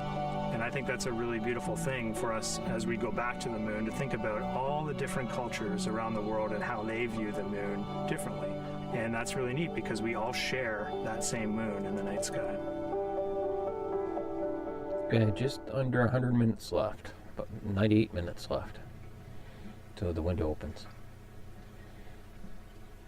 1 hour, 38 minutes and counting until the opening of the Artemis II launch window today, 6:24 p.m. Eastern Time. And we are looking at the rocket and Orion out on the pad, historic launch pad 39B here at Kennedy Space Center. What a great view, Nicole. Yes, it is. You know, we can see the clouds out in front of us, but they are to the west, and you can see that there's some blue sky peeking through behind that rocket, which is good news. And more people continue to come on center here. About a couple of hours ago, folks with special passes to come on center were allowed to start driving on with family and friends. And of course, we have media growing by the moment here at the press site here at Kennedy Space Center, setting up their cameras, setting up tents, interviewing folks. Again, this great jib shot that we have from our camera here showing all the interest that we have here at the press site. And actually, even to the right of us, so camera left, no, sorry, the right of your screen, left of us, plenty of other people there set up with their own tents, broadcasting to their own viewers. And so again, just really cool to see everybody wanting to share in this moment. Yeah, that's, I mean, how... There's a commenter in the stream called Well Panties. He makes he puts shark facts in everybody's comments. He put one on Mikey Smith's, a flat earther. How many media tents we can see from here. It's a beautiful thing. Yeah. I think it's important to share this message with the whole world. Yeah. And so let's take a look now at people who are watching in other parts of the country. We have this shot here from the U.S. Space and Rocket Center in Huntsville, Alabama. Oh man, look Just at that. Kidding. Museum of Flight, Seattle, Washington. So sorry. Hello to you over there. Sorry, I thought that you were in Alabama, but here you are from Seattle, Washington. Again, the Museum of Flight. They must have had a special event to bring people there to watch, as well as a special event here. Now, correctly, the U.S. Space and Rocket Center, Huntsville, Alabama. Of course, they would have a lot of people here, and I'm sure this crowd will grow when we get closer to launch. Marshall, the home of the SLS rocket. Yes. Yeah, this is a great shot. You can see all the people there, and obviously you've got quite a few artifacts in there as well. Oh, now they know. Yeah, now they know. They're on the broadcast. That's too funny. Awesome. Hey, listen, it's all right. We can sit and chill until we wait for the opening of the window. No, there they are. Yeah. Everybody's excited. Thank you guys for showing us your excitement. I know deep down it was in there. It's just that you felt like sitting at the moment, and that's all right. There's a little delay. Yeah, that's all right. Well, thanks so much to those supporting these watch parties and bringing them to us live here. Actually, our video paths are taking quite a circuitous route to be able to bring those live views in from Seattle as well as Alabama, but we're glad that we can be able to share it with you in the broadcast now. And so why are we going to the moon? Why does NASA want to build a moon base there? Here's Megan Carter again with our moon board. All right, thank you, Megan. Yeah, so we are right around that hour-and-a-half mark, hopefully for that launch. It's going to be very exciting. So they are going to have a few days to be around the low Earth orbit, and then they'll be heading on to the moon. So yes, let's talk what will be happening. Why are we going to the moon? So obviously this is not going to be a landing, as we've discussed. They are going to be coming with 4,000 to 6,000 feet around the moon's surface, and this is going to connect us directly to our past. Those Apollo missions did have 6 lunar landings, and the Artemis campaign is looking to build on that past by going back to the moon, staying longer, and then going farther. So how are we going to do that, and why? We have obviously talked a little bit about that lunar South Pole, and we are focused specifically on the far side of the moon for this one for a specific reason. You might have guessed we're going to be looking for some resources, especially, and that's going to be water or water ice. That is going to be giving us some really critical pieces for future missions. And as you can see here, we have identified 9 potential landing zones. So this is going to be a critical objective for our crew. Depending on when they launch, it will determine what is going to be visible, but we do have these 9 landing zones right here around the Shackleton crater. And as you can see here, a lot of that area is deep and dark, and that is where we are going to be looking for that water ice, because that is obviously going to give us not just water to drink, but as we know, that can actually be converted into our propellant potentially, that hydrogen and oxygen. So that is going to make the moon a critical place for that moon base, because we want to think of it essentially as a backpacking trip. If you have your tent and your hiking boots and your camping stove and all your gear, you don't want to take that out and be on the trail for the first day and then try everything out. You're going to test things out a little bit closer to home before you go out on that adventure. And that kind of goes for us as well. So the moon is going to be critical for us in the future steps towards our lunar landings, and then also for going farther on to Mars in the future. It's going to set us up for that deep space exploration, and we can't wait to see what they see once they get to that flyby. But for now, we are, like I said, getting closer. So I'm going to turn it back over to you, Megan. Exciting stuff. Again, the idea of accomplishing a moon base, like as we've been saying, sometimes things just seem like science fiction, and it's amazing that we're making it science fact. Yes, yeah, we're going back. We're going to scout it out, and then on the future Artemis missions, we're going to put boots back on the moon for the first time in over half a century. But we're going to stay, and we're going to learn from the moon, and we're going to, as Megan talked about, the water ice, and harness that resource, and, not only learn from the moon about Earth and about the solar system, but also figure out how we get to Mars from the moon. And so what we're seeing now back inside the White Room with the closeout team, they are removing basically fixtures that protected the crew module hatch while they did work around it, right, Nicole? Yep. Yeah, so anytime that you're moving around and working, there are some sensitive sensors and parts of the crew module that we don't want to kick or bump into, and so it's easier to just put a guard up while you're working in there and then take it down later. And so this is a visual cue for us that the team is getting ready to close the last hatch, again, the launch abort system hatch. Can you tell us about what the LAS is? Yeah, so launch abort system, this is, we have the crew module, and then what sits out basically on top of the crew module is the launch abort system, and it has its own motors, so that we'll arm it about 5 minutes prior to launch, and then it stays with the crew module until about the Kármán line, so that 100-kilometer point in space.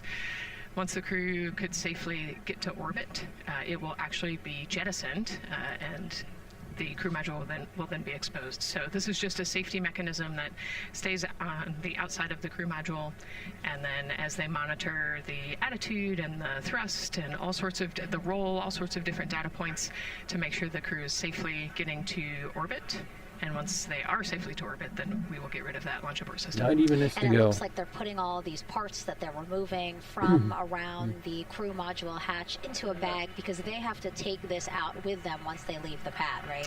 Yes, yeah, we don't want anything left up there in the white room, and especially because that crew access arm will move away from the capsule and the rocket, and so we want an empty white room, no FOD like we talked about, so that we can have a safe launch. And this orange tube that you see on the right side of your screen, that had been inside the crew module providing breathable air to the crew. And now again, with the crew module closed and them getting ready to close the second hatch that has been removed and is out of the way. So again, the closeout crew can continue to do their work. Yeah, that's just a duct to provide some cooling air and some breathing air to the crew and the closeout crew while they're in there. That's actually a good point, yeah. And so as we continue to watch the crew prepare to close the launch abort system hatch, why don't we take a look at the crew's mission patch? Now, crews have designed their official mission patches since the Gemini 5 launch in 1965. Reed, Victor, Christina, and Jeremy, they really wanted to play on the abbreviation of Artemis II to all, signifying not only the second major flight of the Artemis program, but also a mission to explore for all, by all. The crew chose the iconic Earthrise photo for a reason. It was taken by the Apollo 8 crew in 1968, the first crew to ever fly around the moon. The mission was to prove teams then were ready to land on the moon the same way Artemis II hopes to fly around the moon ahead of a lunar landing with Artemis IV. This time, as we've been saying throughout the broadcast, to stay on the moon and pave the way to Mars. Yeah, we talk about incremental steps, right? And so Artemis 2 is very similar to Apollo 8 in terms of that increment. They're going to fly around the moon and set up the rest of the Artemis program for landing on the moon, but also with a nod towards the fact that we do this for all humanity. And I love the thoughtfulness and how much they, how much importance they put on their patch design. Another camera angle of inside the Orion spacecraft. I was going to say, we might be able to see Rise, but I think it's right behind Reed's foot there.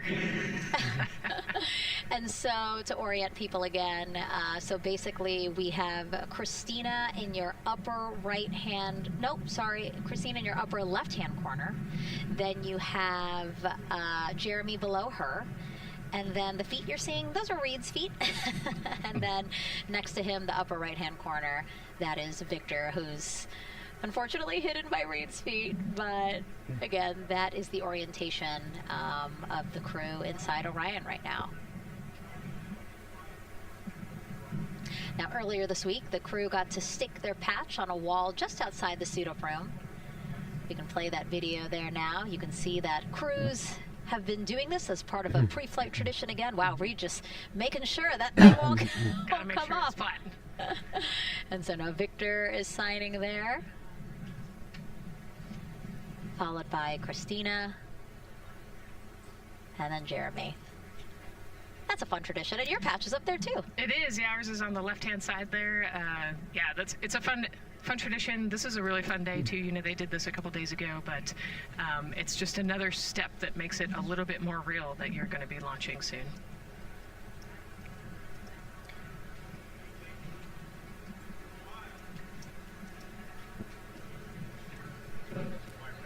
Again, we talked a little bit about this before. The basically like a computer there on Jeremy's leg, a way for him to just check out the data, see some of the data that also Reed and Victor are getting to see, but in those much bigger displays for Orion. Right, yeah, it's basically a tablet on his leg, and it's actually plugged into a cord nearby that allows him to have a screen repeater so he can see what they're looking at. And it looks like he's taking notes. Can you talk a little bit about what that is? It's part of, all of them have like a little procedural book, right? Right, yeah, so they have what we call a knee board, and they'll have blank pages to take notes on. They might have a cue card or procedures, or they can be kind of custom built to what each crew member wants for their knee board. This mission, of course, built by people and companies in all 50 states, as we've been saying throughout the broadcast, and with our international partners as well. Let's take a look at some of the people playing such a big role in today's test flight. What we're doing here is a collaborative effort of hundreds of thousands of people. This is about the parts, the hardware, the software, the services, all coming together to make that mission possible. My dream for this space program is that we would not just push the boundaries, but that we push them together. And liftoff of Artemis I. We rise together, back to the moon and beyond. It takes a team to do great things. And Artemis has an incredible team. We have international partners. We have commercial partners and industry partners. It takes unity to accomplish great things, and that's what this mission's all about. We're not sending our money to the moon and lighting it on fire. We're putting that money right back into the economy in ways that benefit everybody. So every dollar that comes out of the Treasury that goes to support this mission goes back into the Treasury 3 times. What is very important to me is that we do it the right way, and that we do it with our values, that our industries grow, that our communities grow, that our families are healthy and safe and have amazing things to work on. Then we're going to build machines to go even further onto Mars. That is our generation, the Artemis generation, that defines the starting point of our exploration future. I just want to say thank you to all of the hands that have touched a part of this program and the hearts that have moved everyone to this goal, because we're going to the moon and we're going beyond. One team. One team. One team. One dream. What I really like about that package is, again, just reminding people that this is spurring so many jobs across the country. Yeah, across the country and across the world, right? The whole world has a part of this. The Artemis Accords are signed by over 40, 50 different countries. And so, yeah, we're taking all of the taxpayers' money and we're putting it right back into the jobs here in the U.S. And the money, too. You know, when we have more disposable income because we have good paying jobs, that's money that goes back into our economy as disposable income. So really, it is just an ecosystem that NASA is proud to be a part of. Right. And not only is it about the money and the economy, right, but it's also about the science and what we're going to learn and exploration. You know, on top of all of those things, we benefit the economy as well. Obviously, Nicole is a wealth of knowledge. We're very lucky to have her. We're going to be tapping into that knowledge throughout the broadcast, and we have been for now close to 4 hours. So thank you, Nicole. I hope you're holding up okay. Yeah, I'm loving it out here. It's been great. Let's learn a little bit more about Nicole. Her first mission to space was actually last March. She launched from here at Kennedy Space Center as pilot of NASA's SpaceX Crew 10 mission to the International Space Station, and what a beautiful launch that was. She spent 148 days in space conducting science experiments that could benefit us on Earth. For example, one studied the physics of liquids, which could help researchers deliver medicines more effectively. She also conducted an almost 6-hour spacewalk to help upgrade the orbiting lab's power system. Nicole is a lieutenant colonel in the U.S. Air Force and flew one of its most advanced aircraft. She was born in San Diego, California, and is a twin.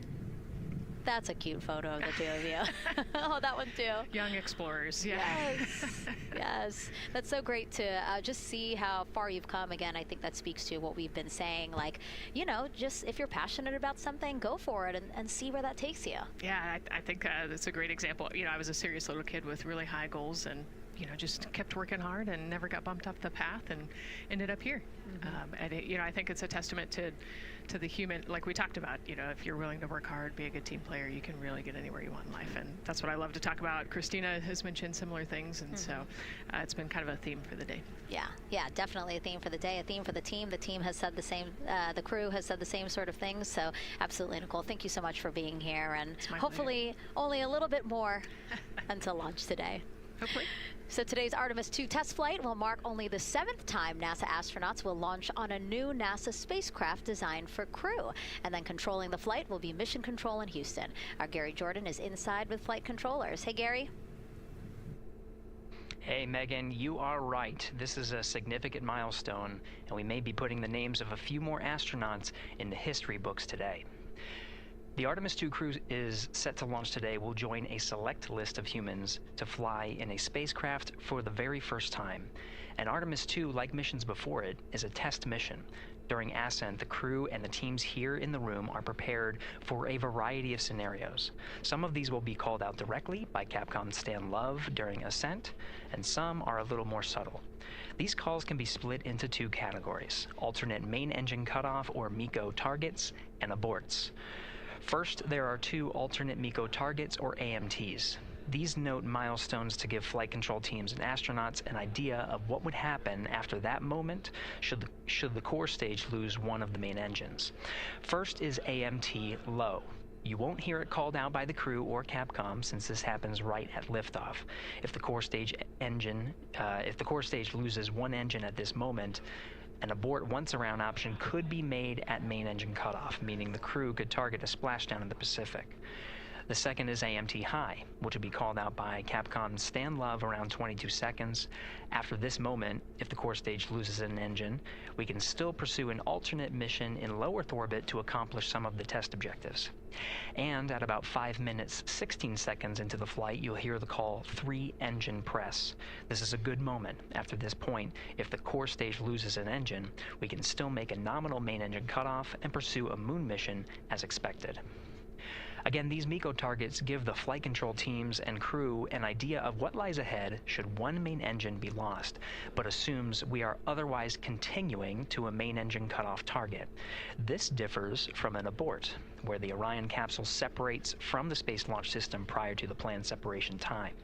There are abort options at every moment that integrity is attached to the Space Launch System, from the pad to more than 3 hours into the mission. During the first 8 or so minutes of powered flight, there are 3 abort options. First is the use of the launch abort system, which you see at the very top of the rocket, and here in the White Room where the hatch is open and teams are working to close it. This particular abort capability can be used from here at the pad through roughly 3 minutes and 22 seconds into the flight. Next is an untargeted abort splashdown, or UAS. This uses Orion service module engines to escape the SLS and becomes available immediately after the launch abort system jettisons. Third is an abort once around, or AOA. You'll hear Capcom Stan Love call AOA open around 7 minutes 30 seconds into the flight. This also uses the service module engines, but the burn profile is a bit different to aim for a splashdown in the Pacific after one trip around the Earth. NASA's expedited recovery teams are staged off the coast of San Diego to get to the crew and integrity quickly for this abort option. An AOA option continues to be available until solar arrays are deployed on the Orion service module a little more than 30 minutes into the mission. At this point, an abort to orbit, or ATO option, becomes available until separation from the upper stage around 3 hours and 23 minutes. Mission profiles can vary depending on when an ATO is executed in that window, but with power being drawn from solar arrays, it buys more time for astronauts and flight control teams to make decisions and stay in Earth orbit, return for a splashdown, or continue to the moon. The Artemis II crew and flight control teams are well trained on all of these scenarios, and the calls you'll hear to the crew on Orion to Earth may help them be in a ready state for whatever challenge may come their way. At this time, we're not tracking any significant issues here in mission control in Houston, Texas that would be showstoppers for today's launch. We're continuing to, of course, monitor the countdown along the way MS1, and make sure all systems are go for when we reach T0. With that, I'll send it back to you, Megan, at the Kennedy Space Center. All right, we are ready for another reading if you are ready over there. Yes, sir. CBA is steady at 2,600 PSI. All right, copy that. And you know, the more times we ask you to do that, the closer we get to launch, so that's a good thing. Copy. You heard it there from NASA Test Director Jeff Spaulding. The more that they keep on asking her how the pressure is holding in the counterbalance assembly mechanism is a good thing, because it means we are getting closer to launch. So that's amazing news over the loops that we just heard on Orion to Earth 1. Again, that communication channel with the crew. But now I want to get back over to Daryl with the launch team. He has an update now on the flight termination system that the team was tracking. All right, thank you very much, Megan. And we're getting an update now from the launch team as we speak.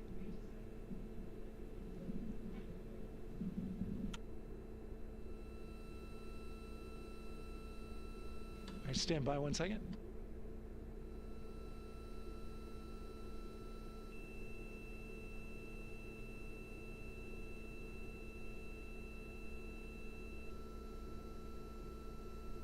Okay. Sorry about that.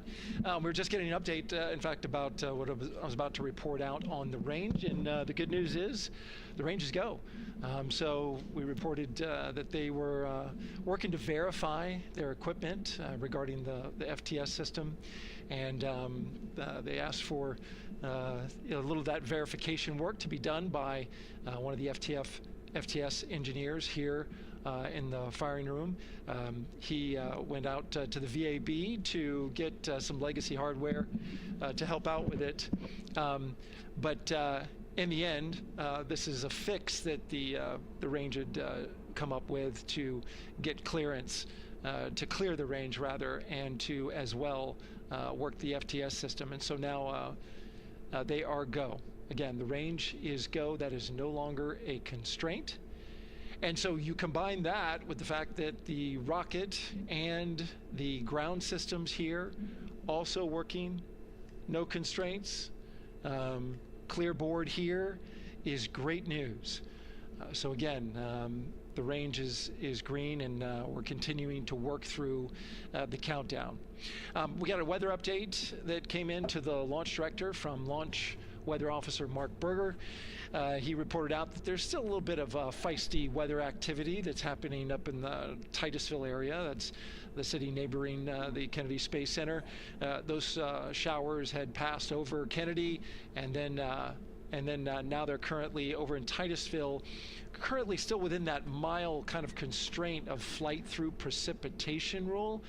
But we're still from the window that it looks like it won't be an issue. And in fact, we're seeing some good sunlight now breaking through onto the launch pad. As you can see, it's actually shining on the other side of the rocket here, but to the west we're starting to see some of that clearing that was forecast. And so the launch weather officer held his forecast for 80% go for flight during our launch window tonight, which, as a reminder, is 6:24 p.m. Eastern Time until 8:24 p.m. Eastern Time.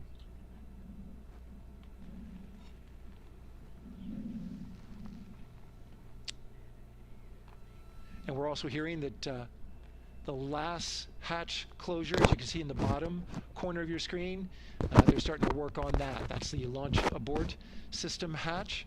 There are two hatches, the crew hatch and the launch abort system hatch, and the closeout crew that you see right there, right on time with their work as they go to shut. And you can see it in motion right now, that launch abort system hatch. That's the latest from the firing room. We'll send it back to the host desk. Thank you so much, Daryl. Great news all around. And yes, we did just see them close the last hatch. And now we are looking at a live view of Banana Creek. Lots of people there, I'm sure, relieved to hear that that issue with the flight termination system has been resolved, and we are go for launch. Go for launch from the range, go for weather, and go from all of them, I would imagine. Yes, it's got to be exciting. The crowd is building, and as Daryl said, you can start to see the sun poking out here, and we can see all the clouds are moving north and moving away from us, so it's all good news. And so, as we know, we have our Leah Martin down there at the Banana Creek viewing location, and she's standing by with some other guests. Hey, Megan, I don't know if you heard that huge cheer just now. If you heard a big rumble, as soon as Daryl said that the range was clear for launch, everybody clapped. It was super excited as we get to do some final countdowns. Standing next to me, I have Hudson and Maddox, the son of brothers here. And I asked you a little bit earlier, how excited are you to be here for launch? What did you say? I'm very excited. It's our mom's birthday, and you know, Not a better way to celebrate right now. I asked you on a scale of 1 to 10, how excited are you, would you say? 11. Yeah, 11. I'm very excited. Super excited. Yeah. So, Megan, we've been watching the launch broadcast here and hearing some of the questions that you and Nicole have been asking and answering. And I actually wanted to ask these two kids, if you could take a 10-day trip around the moon and take 3 people with you, who'd you take with you? Well, I'd take my dad and my mom. And, I mean, I don't know. Probably my best friend. I'd just say one of my friends, you know. Oh, one of your friends. So brother got left out. Who would you take? That was just what I was thinking. My dad and my mom and my best friend. That's a pretty good answer. Your brother can get his own trip to space, right? Yeah. So I'm actually joined here also by Dad. Now, you were sharing with me that a lot of the work that you've been doing over the last several months has been prepping the launch teams, our engineering teams, our ground systems teams to get ready for launch, to be mindful and to be in this moment. How does it feel to be standing here knowing that the people you've worked so closely with are doing what they're passionate about, or doing what they were born to do, moments away from launching this rocket?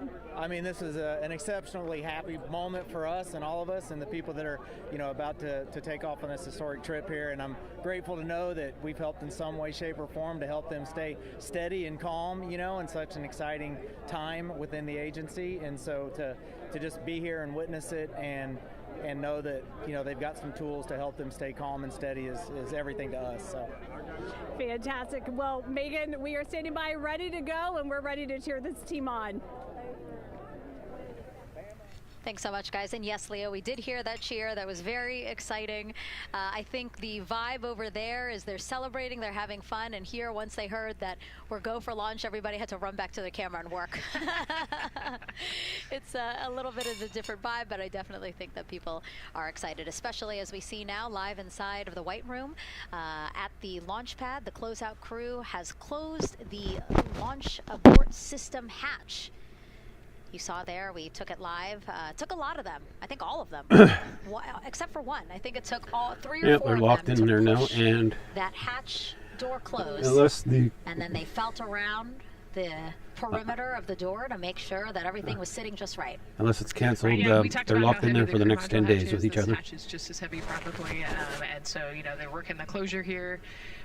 And working those connections, and you can see, there's still 3, 4, 5 people that we can see in the White Room. It takes a lot of people to get this these hatches closed and this rocket ready to launch. And so the next step in the countdown is that this team will start closing out the White Room. So basically disconnecting things, stowing things, making sure that when they leave, there is nothing that isn't supposed to be there. And really, then at that point, it's just all 4 of the crew member, Victor, Reed, Christina, and Jeremy by themselves at the top of the launch pad. Yeah, and then eventually that crew access arm will move away, and then it'll really just be them up on top of that rocket. Yeah, your eyes lit up when I said that. That's exciting. It is. It is. I don't really have much to say until it gets launched. We had a moment.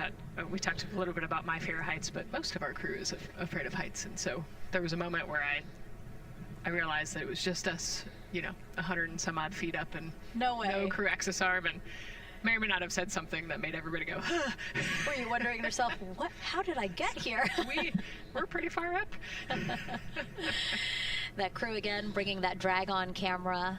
That camera is a handheld camera that is a live look for teams who are remotely watching these operations closely. Again, verifying that things are as they should be before the crew starts, the closeout crew starts leaving the White Room. You see them checking their procedures. You can see they're covering the ends of those hoses. That's to protect those hoses from FOD, so we don't want any dirt or anything to get into those while we transport them and stow them. So you can see Andre there working to close out the hoses as well while they're cleaning up the White Room. And so they'll tape that close. You just saw number 5 holding some tools. Again, we'll stow those away. You have to account for everything. Obviously, they did have tools out. They did have procedures, paper, notes out. Like, all of that has to go. Yes, and you can even see on number 3's hat, he's got a string that's connected to his suit there. That's, again, just to make sure that we don't lose anything. If, you know, gust of wind or you get knocked or something, you don't want to lose a single thing in the white room. So everything is tethered, everything is accounted for, and everything is protected. The crew now, another live view of them inside Orion. Jeremy, Christina, and Reed and Victor on the right side of your screen. What do you think they're thinking right now, Nicole? Oh man, just over an hour to launch. Just get this over with. Probably a little bit of a lull right now, monitoring some systems, but you can see Reed's got his feet crossed, so I think just trying to relax and, you know, pass the time by maybe thinking through the items that they're going to monitor through the launch, you know, the different jobs that each of them have throughout the launch, and once they get to orbit, you know, this first day on orbit is actually really busy for them. They've got, you know, 2 burns that they have to monitor. They've got to get the system set up, and they've got to get the cabin set up. So there's a lot going on in the next 24 hours for this crew. I think they've got a couple sections where they get to take a nap, but I don't think they get a full night's rest for quite some time. So, yeah, you know, going through what's next. And so as we say that, I mean, imagine what it would be like to live in a spacecraft for 10 days. Let's take a look at what life will be like in Orion. Artemis II is our first crewed mission back to the moon since the Apollo program. A lot of the focus of Artemis II is really checking out systems to be sure that we're ready and well positioned for continued human exploration. My name is Susan Baggerman, and I'm the Chief Health and Performance Officer for the Orion program and the Artemis II mission. And this is 10 Days in Orion.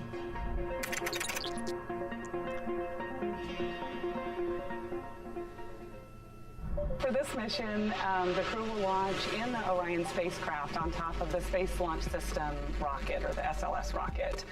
Once they've launched and achieved orbit, they'll continue on checking out many of the different critical Orion systems, check out some of the critical medical systems, and be sure that we understand how the crew would do that successfully within the volume of Orion. We also have, of course, systems to feed the crew. They have a potable water dispenser that they'll check out. And then we also have a food warmer. Kind of looks like a suitcase that the crew can use to heat their food. They're also going to check out the flight wheel system. We'll have the crew perform some initial exercises. Part of that is to ensure that the flight wheel is actually working, but part of it is actually to be sure that our environmental control systems are actually working. For sleeping, the crew will sleep in sleeping bags. Some crew members like to be very tightly bound up, and some like to float very free. They'll use the toilet for the first time and be sure that it's able to flush. While they're on their journey, they'll do, so they do have a toilet. testing that they quickly don their suit. Hope it works better than the one they had on the Big Bang Theory. For an emergency.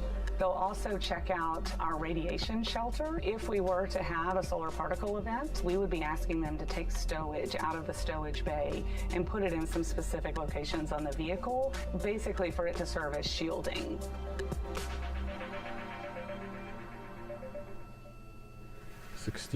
And so I want to talk a little bit more about what we just heard in that package. I am interested in the space food.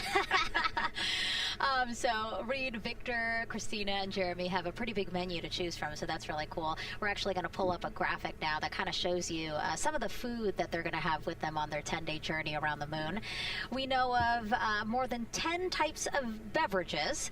There's coffee, a mango peach smoothie, apple cider, lemonade, so those all sound delicious. And now I've just remembered I haven't eaten lunch. It's actually not too bad. I actually have a mango peach smoothie with me today. No way. Yeah. So you can see they come in these little packets here, but it's just kind of a dried powder that you add water to. So this would actually add 175 milliliters of water and let it sit for 2 to 5 minutes, and then you can stick a straw in it. You saw in that package they put a straw on the top septum portion there, and then you can drink it. And so this is the packaging. This is food that you brought up with you, or that you had while you were at the ISS. Yes. Yeah. Actually, this is all food that we have available to us on the standard, what we call the standard menu on the space station. And so, actually, the graphic there showed quite a bit of the standard menu that they're going to take with them. So, yeah, let's pull space it back food up, is space actually. food. Yeah, we can. we can use the food that we have been using. You know, our food lab at Johnson Space Center actually creates that food, and then they stabilize it and they package it for us and everything. So they do a really wonderful job out there. We've got different types of food. You know, you can see I've got this is a soup, tomato basil soup, so thermal stabilized. It's already hydrated, so you just throw it in that food warmer that we talked about, and then you can eat it.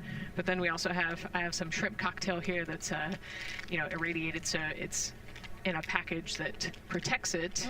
I'll show you. I've got a brownie too. This is probably my favorite one. But are we eating it? We might, if you're. Yes. Look, see, they want us to eat. I don't know what happened, but it worked out. Yeah. What we were saying here. So it's in an outer package to help protect it against, you know, Last radiation, and then it's in this inner package. And so this cosmic brownie, actually, the trick, Ann McLean, my crewmate, taught me. The trick is you got to put this in the food warmer and get it nice and warm, and then you can get it. But so what we do is we just take scissors and you open it up, and then it comes right out. So these brownies are nice because they don't have a ton of crumbs, and so you can actually just eat it pretty easily in space. You know, if you imagine, that would not happen in space. Gravity. But yeah, so we've got all sorts of things that you can actually eat. The menu's pretty good and pretty diverse on the space station, and then as you saw, pretty diverse for Orion. Nice. Yeah, that's amazing.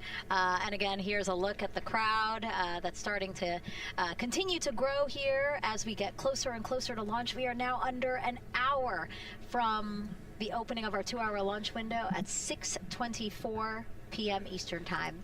And so let's take some questions from social media. We haven't taken some of those for a while. You put that brownie away, Nicole, or I'm going to steal it. Nicole, we have another celebrity who submitted a question. Let's take a look. Okay. A quick question for the Artemis crew. What food from Earth would you bring with you into space? And why would it be lasagna? Because that's the greatest food. Again, not really a question. Yeah. Because he was like, it's lasagna. It's got to be lasagna. You know, there is lasagna on Space Station, and it wasn't too bad. Probably not my favorite food of all, but yeah, lasagna's not a bad option. It's a high-calorie meal. If you're trying to, you know, carb load for a spacewalk or something, it's a great option. Yeah, I remember Christina saying that her favorite food on the menu, and actually, she was saying that she was getting in trouble because people kept on saying, you can't eat mac and cheese every day, Christina. You know, we mentioned the mac and cheese and brisket earlier. Man, I would put those two on a tortilla. That would be great. That sounds delicious. Okay, I just had pulled pork, well, so thank I you so can't much, say everyone, much. for sending in those questions. For everyone from a 5-year-old that we got a question from to all the way to Roy Woods Jr. there, a comedian. So thank you so much. And if you're just joining us, welcome to the Space Coast of Florida, where we are counting down to liftoff of Artemis II. You see a beautiful aerial shot there of our rocket on the pad. For the first time in more than 50 years, we are sending humans to fly around the moon and back, and we're taking you all of you with us on this next chapter of human spaceflight. I'm NASA's Megan Cruz, and this is NASA astronaut Nicole Ayers. Great to have you here, Nicole. Yes, this has been a beautiful day. Excited. We're continuing to march towards this launch. Yeah, and if all goes as planned, this crew could travel farther from Earth than any other humans before them and see parts of the moon no one has ever laid eyes on. How exciting. Yes. Exciting is an understatement, I think. That's true. We're going to see the far side of the moon for the first time by humans in a long time. It's important. And as the crowd again builds behind us, more activity that you're seeing here at the Kennedy Space Center press site. We also have a ton of people gathering around the world to watch this history-making moment. So let's take a look at those watch parties now. Oh. That crowd has grown. We checked them probably like 30 minutes ago, and it was half that. But again, as we get closer and closer to launch, we are seeing more and more people gather together, wanting to experience this together and not just in a vacuum at home, you know? Yes, this is so exciting. Look at all of those people. Man. And now here we are back in Seattle, the Museum of Flight. Again, people gathered there to show their kid. We see someone walking in the second row there. His first crewed launch to the moon. How exciting. That is exciting. Hello, everyone. Oh, that's so great. And now let's get you up to speed on what's happened so far. Again, we are now within an hour of the opening of our launch window. So what has been happening so far today? Well, a lot. After waking up and grabbing a bite to eat, our Artemis II crew suited up inside the historic crew quarters, a tradition that dates back decades. Teams helped them into their custom Orion crew survival suits, and just like other crews before them, they gathered around a table for a card game to pass the time, and to also burn off any lingering bad luck before they walked in the footsteps of every NASA astronaut launching from Kennedy Space Center since Apollo 7 in 1968. They walked outside the Neil Armstrong Operations and Checkout Building to greet a crowd of family, friends, supporters before getting into their Astrovan for their security-escorted ride out to historic Launch Complex 39B. They got a close-up look at the SLS rocket, then walked across the crew access arm and climbed one by one inside their Orion spacecraft. After that, teams conducted final checks with the crew before closing both hatches, the crew module hatch, as well as what you're seeing there, the launch abort system hatch. And now we are back live at the pad where the closeout crew is getting ready to leave the White Room. They are now tethered, Nicole, because they are about to move some pieces that connect the Orion spacecraft to the White Room, correct? Yes, there's kind of what I would call a shroud. You can see them working that there. So it is actually connected, so that way the gap between the crew access arm and the crew module, and well, I guess that's the LAS there, is covered. But they're about to remove that so that the crew access arm is not connected to the rocket in any way, so that it can retract here in the next few minutes. And for how we're looking with the launch countdown milestones, let's go to Daryl Nail in the Launch Control Center. All right, thank you very much, Megan. And as you can see there, the finishing touches, as you've been talking about, to the LAS, which brings me to that subject, because we currently are hearing the launch team is working an issue that was reported out with the LAS. At least there's an issue apparently with a battery on the LAS. The engineer who is in charge of the launch abort system, sits on console here, reported that a temperature for one of the two LAS batteries is out of range, and although it's not a constraint for launch right now, it would be when that temperature is checked inside of T-minus 6 minutes, which is inside of terminal count. So right now the team is working some troubleshooting on this issue. Going to follow, of course, along closely with what they learned. But again, a battery temp for one of the two batteries on the LAS is out of spec, and the team is working to understand, first of all, whether or not this may be a sensor issue, or is there an issue with the battery itself. So again, looking into it, troubleshooting and researching as we speak. With regards to the weather, we did get some good news there. Launch Weather Officer Mark Berger reporting to the launch director that the weather chances have now improved for the window. We are up to 90% go, which is great news. Again, 90% go. That is up from the 80% that we started when we had the first weather forecast come out officially 3 days ago. And so that is great. And for anybody who's here in the launch area knows that is certainly viewable. They can see that by just looking up. So we're getting some good clearing as forecast.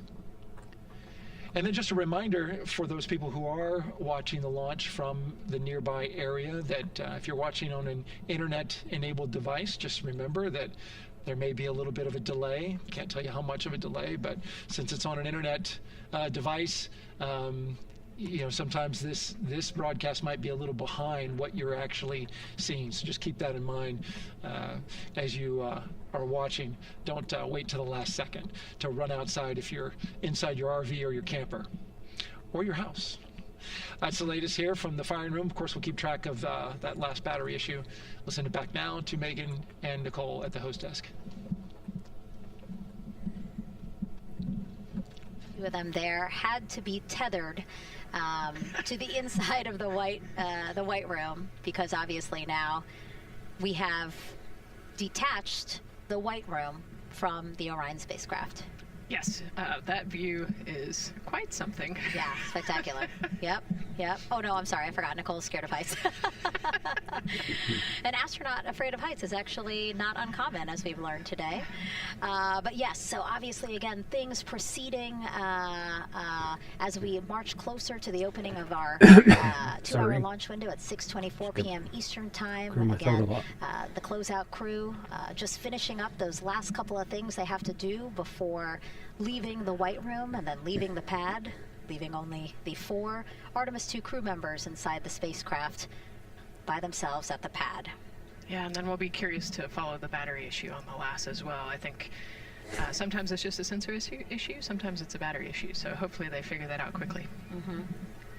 And so if we can take a shot of the crew inside the capsule, if one's available, why don't we talk a little bit more Yeah, about it looks like each of it's them. going to So we have Artemis II may launch Commander today, Reed Wiseman, which would be cool. Baltimore native, and he's actually, That'd be awesome. you see his feet in that shot there from inside Orion. He's been in space once before as flight engineer for Expedition 41 aboard the International Space Station from May through November 2014. During the 165-day mission, Reed and his crewmates completed more than 300 science experiments in areas like human physiology, medicine, physical science, earth science, as well as astrophysics. They actually set a milestone for station science by completing a record 82 research hours in a single week. He also served as chief of NASA's astronaut office from December 2020 to December 2022. His 2 daughters were out to wave goodbye to him as he made his way to the launch pad. And again, there's Reed's feet. Reed is the one sitting in the seat to the right, closest to our camera there. So looks like he's relaxed by the body language of his feet. Yeah, I think they're kind of in a holding pattern, if you will, or a waiting period, so it makes sense that he's a little bit relaxed. He's also kind of just a relaxed person in general. He's wicked smart, but has a demeanor that keeps everybody calm, and so I think we're seeing that here today. And so in this shot, Reed is the one sitting on the left, and to his right, Artemis II pilot Victor Glover. NASA selected the California native as an astronaut in 2013, and at the time he was actually serving as a legislative fellow in the United States Senate. His first trip to space, November 2020, pilot of NASA's SpaceX Crew 1 mission. That was the first operational mission of NASA's Commercial Crew program, which resumed launching American rockets from American soil to the International Space Station since the end of the shuttle program. Victor is a U.S. Navy captain and naval aviator who served as a test pilot, racking up more than 3,500 flight hours in more than 40 different aircraft. So again, he probably feels pretty at home in the pilot seat of Artemis II. Yeah, I think he does. He got to say goodbye to his wife and 4 kids. Again, those were the family that he had here at Kennedy Space Center before the 4 of them drove out to the pad. Yeah, and you can see there, we talked about Victor's energy earlier, and you can see him working through, pushing some buttons on the displays. Looked like he was pulling up a procedure, so he's following along and ready to go, looks like. And then mission specialist Christina Cook, sitting on the upper left-hand corner of the screen there, native of Grand Rapids, Michigan, was selected to the Astronaut Corps in 2013, same class as Victor, served as flight engineer on the International Space Station from March 2019 to February 2020. During that time, she set a record for the longest single spaceflight by a woman with a total of 328 consecutive days in space. How cool. She also participated in the first ever all-female spacewalk. And before becoming an astronaut, Christina helped build space science instruments and led scientific fieldwork in some of the most remote environments on the planet. Her hobbies include surfing, rock climbing, And community CDR, service, yoga, and photography. Go ahead, NCD. There's a couple of suppressed overvolt messages. We're going to go ahead and clear those off your screen. We see them and we copy. All right. NASA test director. We're still working here, trying to get through everything. So we're getting close, and then trying to talk that other issue that we just picked up a little bit ago. But I think work-wise, we're doing really well. Sounds good, NTD. We're doing great on board. I'm glad to hear it.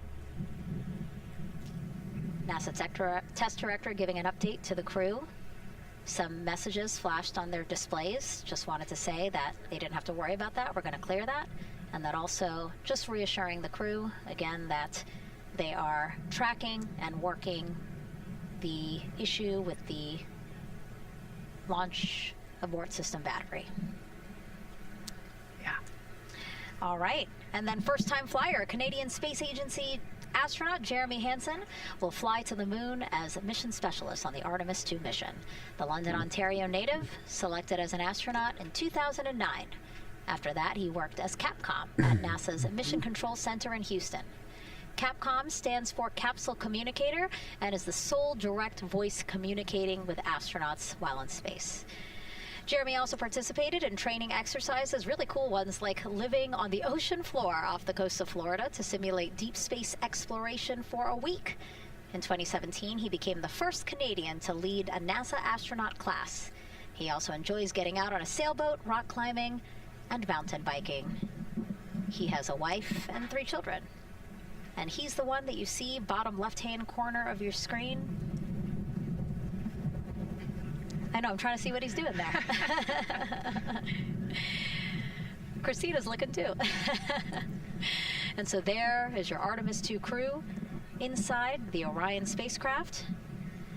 And this is actually the 7th time NASA astronauts will launch on a new NASA spacecraft designed for crew. And if you're wondering about the first 6 crewed test flights, here they are.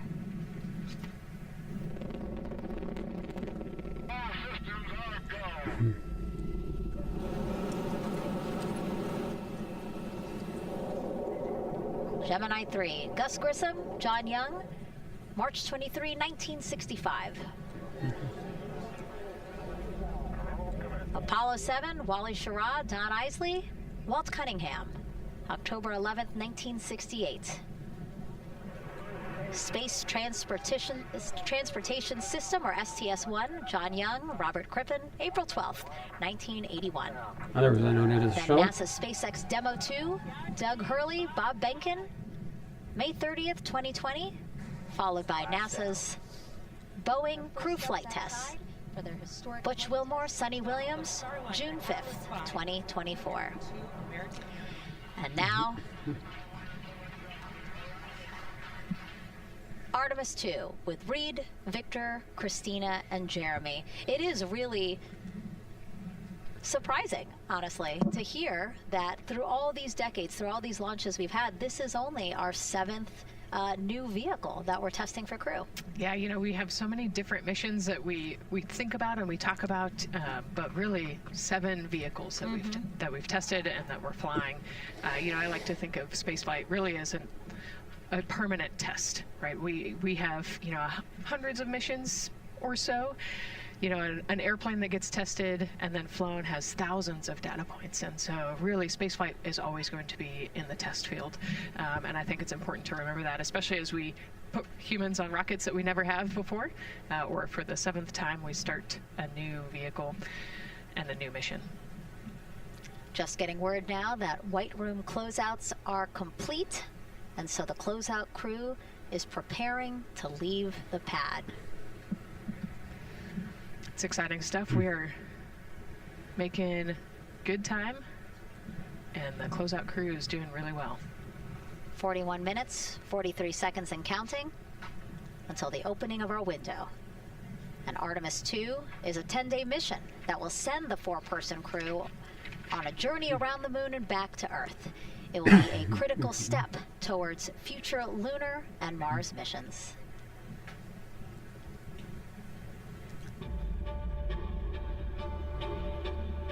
We're going back to the moon because it's the next step in our journey to Mars. We need to go explore the moon. There's vast regions of unexplored areas with the coldest, darkest places in our solar system.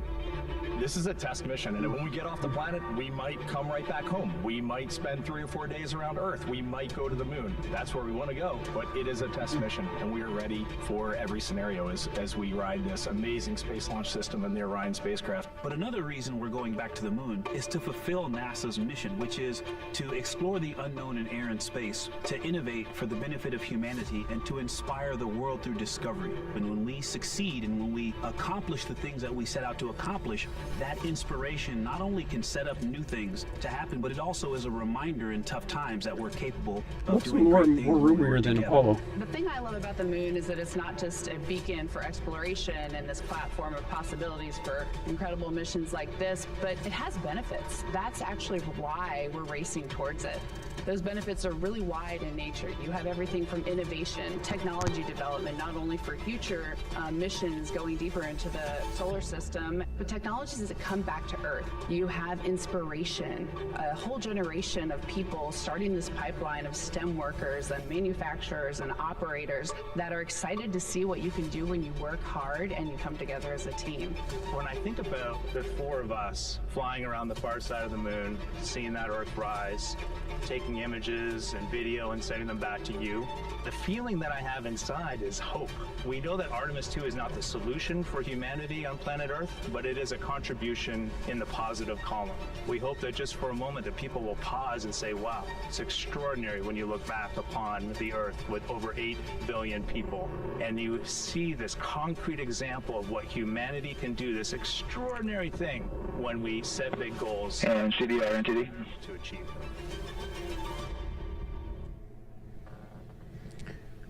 Well, at least 3 of the people going to the moon are pilots, Hansen, Wiseman, and Glover. And I think Glover and Wiseman are both test pilots. I don't know about Hansen. So, and Cook definitely has plenty of time in space, or Cook has plenty of time in space. So they're going to be used to it. Plus, in the Apollo program, they used to have vacuum tubes. I don't know if they had vacuum tubes on Apollo. Maybe they were into transistors by then, but the computers are a lot more bulky than they are nowadays, so they probably save some space and weight with the new computer systems. And so Mission Control Houston will control the flight of Orion after a liftoff here at Kennedy Space Center. Here's Gary Jordan, who's embedded with that team. Gary, you might have to pause because we did just hear a call out to the commander in Orion. Will do, Megan. I think that was Commander Reed Wiseman responding to prepare for some of the next steps. We are now holding at the T-minus 10-minute hold. Expected a 30-minute hold. So we are well on the countdown. We are well on the timeline to meet this L- time and launch towards the beginning of the window, but continuing to track progress along the way. Again, I'm here with the Artemis II flight control teams in Mission Control Houston. The team in the room behind me has been monitoring the countdown and verifying their own mission-specific launch criteria of the Space Launch System, the Orion spacecraft integrity, and its crew. During the final poll before launch, if all looks good from each of the flight controllers in this room, Flight Director Judd Freeling will report a go for launch from Houston Flight. Upon liftoff, teams here take control of the mission and communicate with the crew while they fly on the Space Launch System. This phase of flight is highly dynamic, and each console position has a dedicated and important role of looking after critical systems. You'll hear calls from Capcom and NASA astronaut Stan Love in this room to the Artemis II crew as milestones are reached during the more than 8 minutes of powered flight on the core stage. Liftoff and ascent are just the beginning. This room will be staffed around the clock over the next 10 days to oversee every moment of the mission through splashdown. Here from the Johnson Space Center, we'll be streaming the mission live 24/7 so anyone can follow the crew's journey, take peeks inside the spacecraft, and share the experience of a lunar flyby with astronauts looking down at the moon's surface. Teams here have been rehearsing tirelessly in simulations to throw every conceivable and inconceivable scenario their way. We are ready and eager to begin the Artemis II mission. Still milestones to come as we continue the countdown, but we'll be right back with you during the ascent phase of today's flight. With that, Megan, I will send it back over to you at the Space Coast. So much, Gary. Under 37 minutes until the opening of our 2-hour launch window, 6:24 p.m. Eastern. I've never been more excited for a time. But why don't we send it back over to Megan Carter with the moon board to learn more about what happens after ascent. Absolutely. I am definitely also getting excited. Things feel like they're starting to pick up a little pace here. A lot is about to happen within the first 10 minutes of launch, but what happens after those first 10 minutes? Let me take you over here to my mission map so we can kind of jump ahead and let me explain a few things. So, our main engine cutoff is going to stand for MECO, and that is essentially where the rocket's job is done, and it is then going to turn the propulsion duties over to our ICPS. That stands for Interim Cryogenic Propulsion Stage.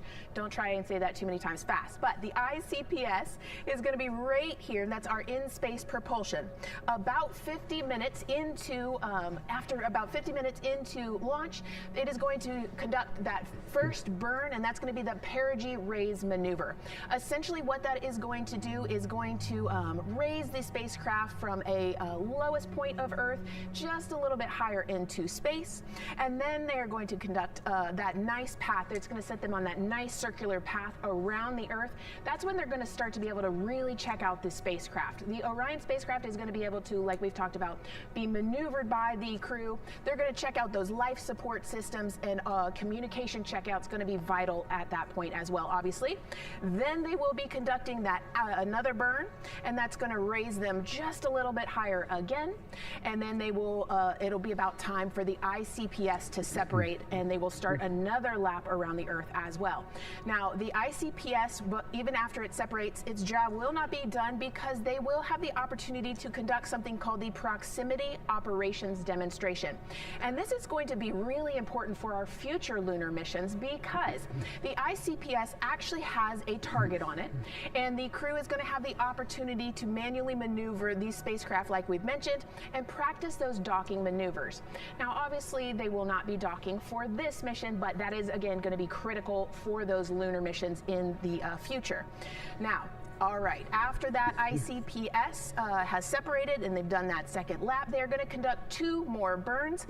And what these burns are going to do is set them up to the high enough orbit and a fast enough speed in order to conduct the translunar injection. This is going to be that critical moment and that critical milestone where they're going to produce about 6,000 pounds of thrust. And this is that point that is going to take them out of low Earth orbit into deep space, and it's going to set them on that nice path towards that lunar flyby. And I know we have talked a little bit about why this could be a record-breaking flyby and journey to the moon. And with that, I'm going to turn it back over to Megan so she can tell us just why. Yeah, she's talking about the distance record set by the Apollo 13 astronauts in 1970.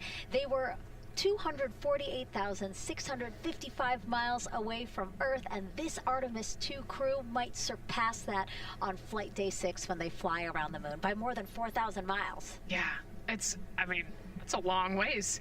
It's tough to fathom 250,000 miles from Earth, right? I mean, the space station is only 250 miles, and so we're going, I don't want to do the public math, but we're going much further than that. About 1,000 times. But it's important, right? Because we want to get back to the moon. We want to see the surface. We want to see the far side of the moon, and the way we do that is by breaking distance records. Yeah, and the exact distance record depends on exactly when they launch, like the time, the day, so we'll learn more as we go into this 10-day mission with the Artemis II crew. But here we are, 32 minutes, 50 seconds and counting from the opening of our launch window. Feels really, really surreal here as more and more people come to gather on the press site lawn here at Kennedy Space Center. Why don't we take a look at this video that we have here? Some familiar faces who wanted to wish our Artemis II crew a safe journey. Reed, Victor, Christina, and Jeremy, you are the real deal. You're flying to the moon for all of us, and we are in awe. You're the true heroes. You are not just astronauts. You are pioneers, venturing deeper into the unknown. But you are not alone. We will be all cheering you on from planet Earth. Hey, I'm Victor Wembanyama, and I play basketball in the NBA. But I'm not only interested in shooting hoops. I'm also interested in shooting stars, dark matter, and all other types of astronomical phenomenon. And to the Artemis II astronauts who are shooting for the moon, I wish them good luck and Godspeed. Hi everybody, I'm Ryan Gosling, and I play a biologist who goes to space to save the planet in the film Project Hail That's a Mary. cool movie. But Or I haven't seen that. the Artemis II astronauts are going to space for real, and they will travel farther from Earth than any humans in history. Sending all our best wishes to the Artemis II crew. I just want to say how proud I am of each of you and how inspired you make me. But it's not just about me. Your mission is going to inspire future generations of scientists, engineers, athletes, and dreamers to do something that they never thought possible. Hey, it's Roy Wood Jr., and I want to wish the Artemis II crew a happy and safe journey to the moon, well, around the moon. To go around, I know what you're doing. You got to look for a parking space. This is to go around the moon, make sure somewhere to park, and then you park journey. Good luck. Basically. It's actually a really good way to explain what the how this mission builds. Again, we are hoping to land astronauts on the surface of the moon in maybe 2 years. So yes, we are looking around the moon on this lunar flyby mission to see where we might park. Thank you, Roy Wood Jr. Okay, and as we look at this live view of the rocket on the pad, there is a spectacular place here at Kennedy Space Center to watch launch from, and that's the Banana Creek viewing area. Why don't we go back there where the crowd is excited, and Leah has the best assignment ever, talking to people who are super excited about being here for Artemis II. Oh my gosh, Megan, you talk about the excitement being palpable. I'm telling you, everybody here on pins and needles as we get just about half an hour away from launch. I've been walking around talking to people, and I'm just struck again and again by how many people are here from across the agency. I want to introduce you to just a small portion of the people across NASA who have been supporting this mission. Patty Ortiz, NASA Armstrong Flight Research Center, Orion Program. Orion. Kathy Graves, Glenn Research Center, Office of STEM Engagement. David Alexander, NASA Glenn Research Center, Office of STEM Engagement. Jennifer Becerra, No, Johnson Space Center of the Office of STEM Engagement. Here we go, right back here. Where are you from? I'm from NASA Glenn Research Center, Joseph Panakitis. Joseph, here we go. Wes Furman from APL. Maria Redondo from Headquarters, Next Gen STEM. Mark Robinson, Stennis Space Center, Commercial Space. Amira Flores, Armstrong, Office of the STEM Engagement. Molly Kearns, NASA Glenn, Space Communications and Navigation. Matthew Pierce, Goddard Institute for Space Studies in New York City. Here we go, and right over here, Lauren Ring, Ames Research Center, Data Integration. So we're coming together. We're one big NASA team, one big NASA family, and we have one major message before we launch tonight. Okay, guys, what are we going to say? 1, 2, 3. And this is all what started with the Robert Goddard's Oh my gosh. No. Oh my gosh, that made me so emotional. That was so inspiring. Launched about 100 years ago. I mean, To wow. the day. Yeah, that was great.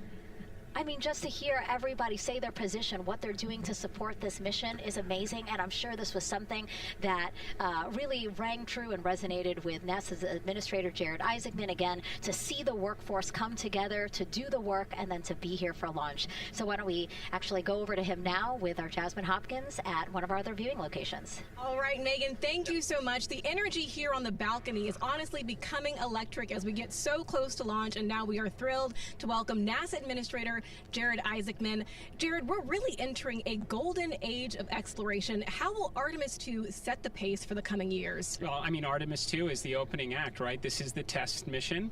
This is getting very comfortable with the SLS rocket, the Orion spacecraft. No humans have ever flown on this before, right? And we're going to put it through its paces. We'll go into Earth orbit for a little bit, make sure Orion's doing okay, and then we are sending them, right? We're going to send them farther into space than any humans might have gone before, 250,000 miles away, and it's going to set up for the subsequent missions. That's why we're going into the golden age of science and discovery right now, because you're going to see a moon rocket launch in 2027 when we do our testing with the lander. We're going to go for the landing on Artemis 4 in 2028, and in parallel, we're going to build the moon base, right? And that is going to be filled with science discovery and tech demonstrations that's going to support the enduring presence we're trying to create on the surface. Absolutely. So honestly, history-making years ahead of us, you know, with Artemis 3 and 4. But first is Artemis 2. What will be our single greatest takeaway from this mission?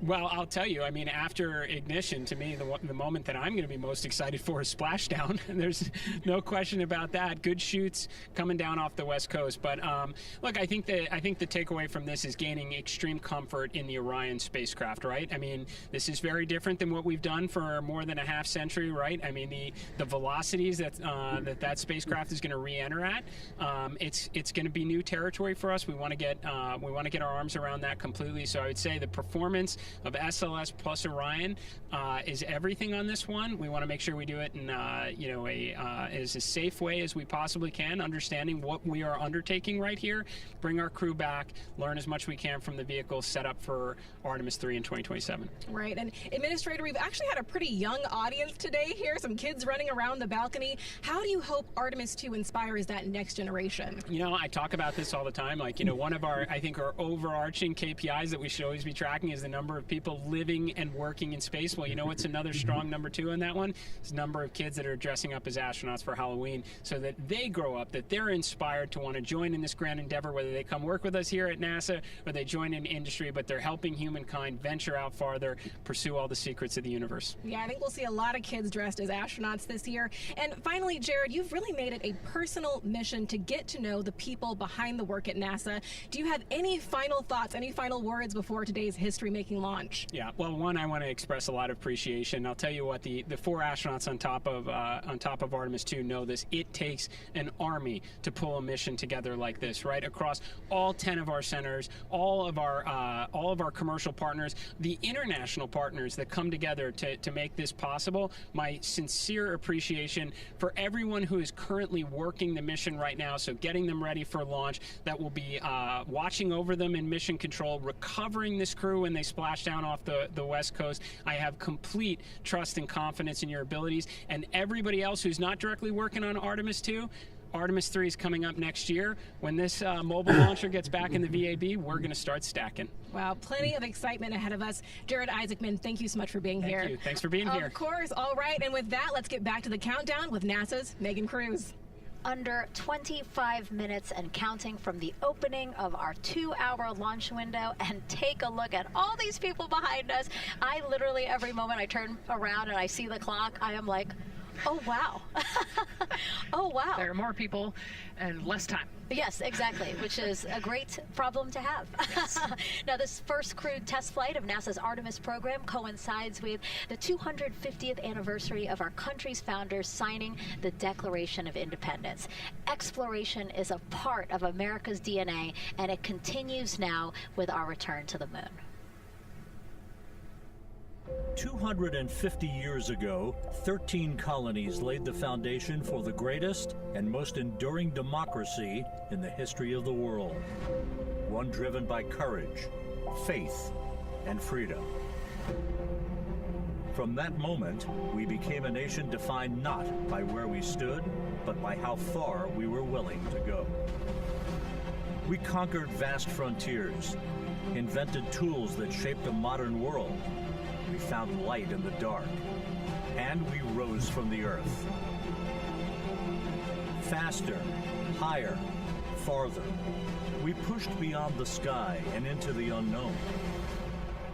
We carried our courage into the cosmos, and we planted the American flag on the moon, the defining achievement of American superiority in space. Today, our curiosity stretches farther than ever. American robots search ancient rivers on Mars. New telescopes unfold to glimpse the first stars. And a new generation prepares to return to the moon, this time to stay. For 250 years, America has carried the light of humanity forward. But American exceptionalism isn't inherited, it's earned. Our greatness comes not only from what we've done, but what we're still determined to discover. Because in every era, across every horizon, America is at its best when it's reaching for something greater.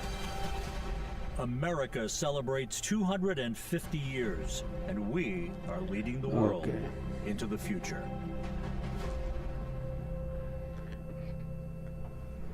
22 minutes, 15 seconds and counting from Artemis II, NASA's boldest test flight in a generation. The crew has said this often, that they hope it inspires children around the world, and recently a group of kids here at Kennedy Space Center got a surprise of a lifetime while watching that rocket roll to the launch pad.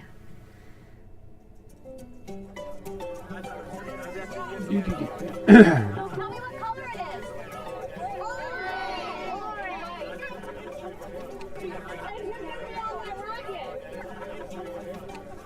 We're gonna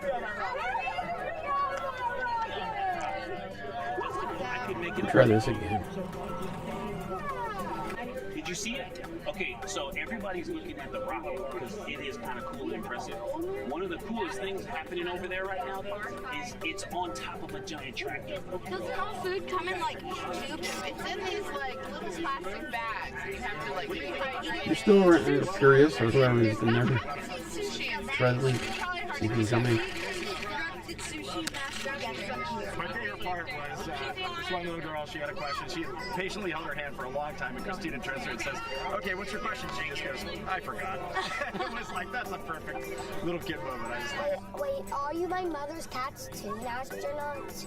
What? Say that again? Never mind. It's a little hard to say. Go Artemis! These two, yeah. Yeah. There you go. I like your dabbing astronaut. Green, like, is it a machine? And a little bit of chaos. 3, 2, 1. Wasn't that so cute? I love kids and their excitement and, you know, even just being real. Like, I don't remember what I was know, he goes, but I'm glad you're here. Now here we are, Space Center Houston. The crowd has exponentially grown throughout the day. We started showing you live shots from in there probably an hour ago, and now take a look at all the people there getting ready to witness history together. It's something really special to be able to witness something like this together. Yeah, you know, we've heard from celebrities and officials and kids, and, you know, it's amazing. People from all around the world came here today to Florida to watch, so it's something, it's hard to put into words, just how much support for this mission we're seeing today. Yep, 20 minutes left until the window opens. Remember, the team But it may be was about 2 hours tracking an issue after that with the before launch anything happens. system battery. They appear to have cleared that issue, so we are go for launch. Yes, it's exciting.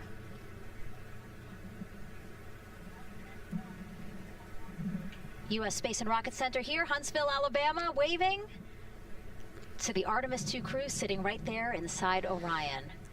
Inside of 20 minutes from the opening of our launch window, and right now we are targeting the top of that launch window, so we could be launching here in about 19 minutes, Nicole.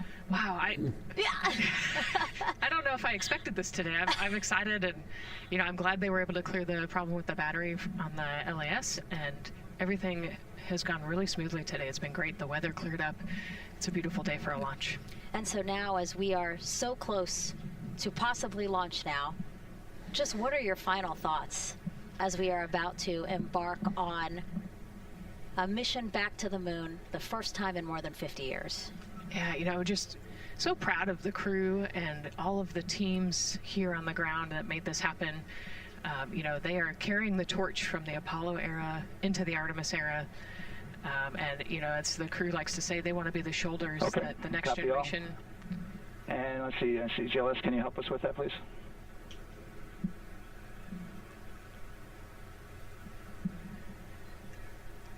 They want to be the crew wants to be the shoulders that the next generation can climb on. 001.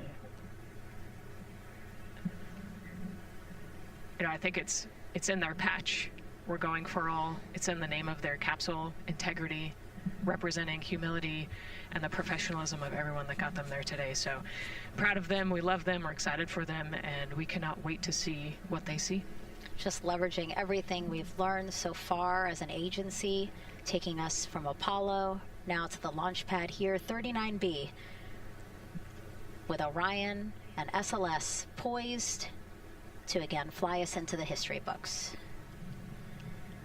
And before we leave you now here at the host desk to get back into operations, we just wanted to answer one question for you guys. We asked you earlier on today, what are you most excited for? And we asked you to go vote on Instagram and Twitch.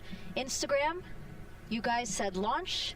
Twitch, you guys said lunar flyby. So I think you guys will all be very excited since we are now about 17 minutes from the opening of our launch window today.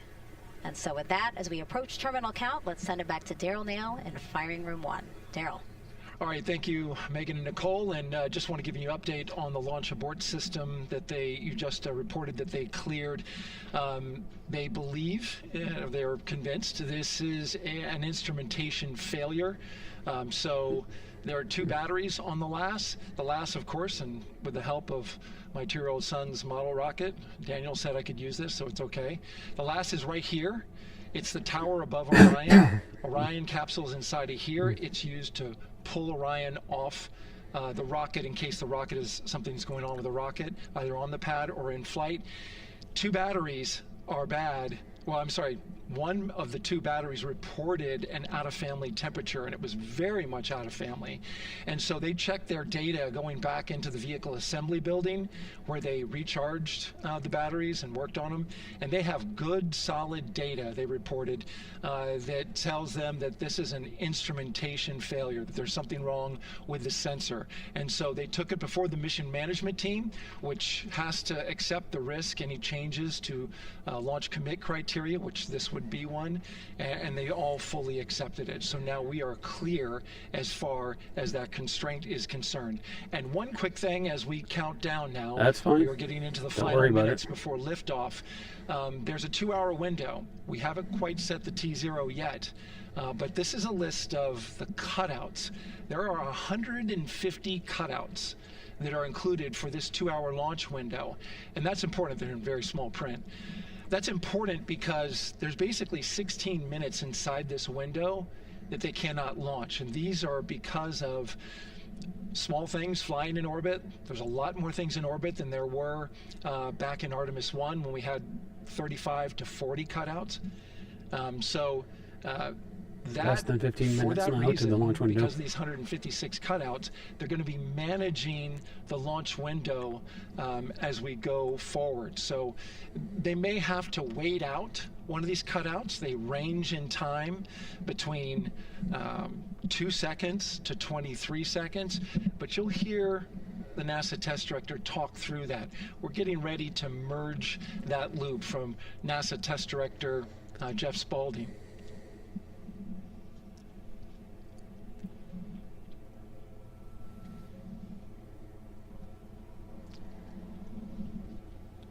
And so now I'm listening to the launch team get ready to merge their operational channel.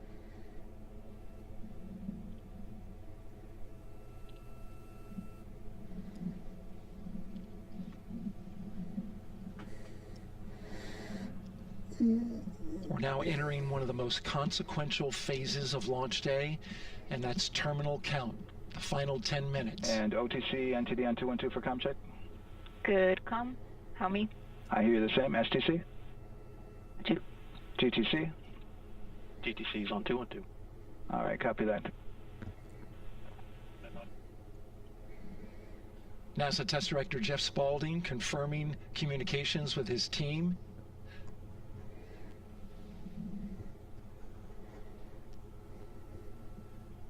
There will be 2 polls that we'll hear. One from Spaulding, the NASA test director, confirming the ground systems and the launch team are ready to proceed.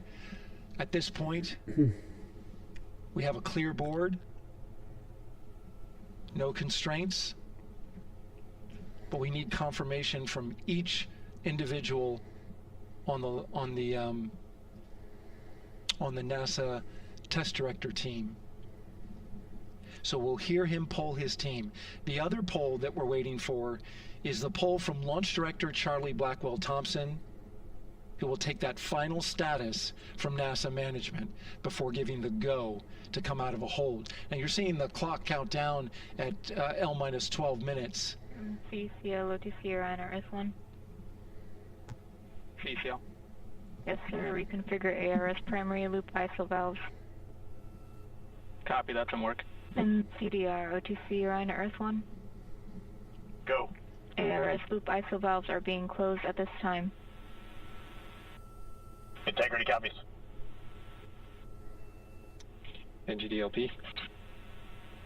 Go. Yes, I had a discussion with CIS and with MER Manager regarding the observation the CIS had a few minutes ago. They were able to confirm with BCI photos that the condition that they observed has been there since 2025. MER Manager has had a chance to review the findings, and they do not have any constraints from either a CIS or MER Manager perspective. Okay. Copy all. And Launch Director, NTD, you copy? Yes, sir. I copy. That's good news.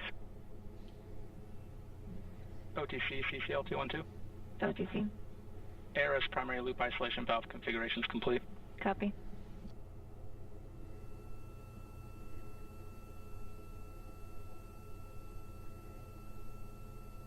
And CGLS NTD, cancel pending, please. GLS copies, and that's complete. All right, and for all personnel, we got a little bit more work to do before we pick up the clock, and we're about a little over a minute from getting to T-minus 10 minutes, but we've canceled the resume time there, and then we'll pick it up after we get through all of our work and anything else that we need to do to get through the remainder of count. So we'll continue working that to get to our T0 today. So when we get to about 50 seconds from now, we'll extend that hold. Okay. CVSE OTC.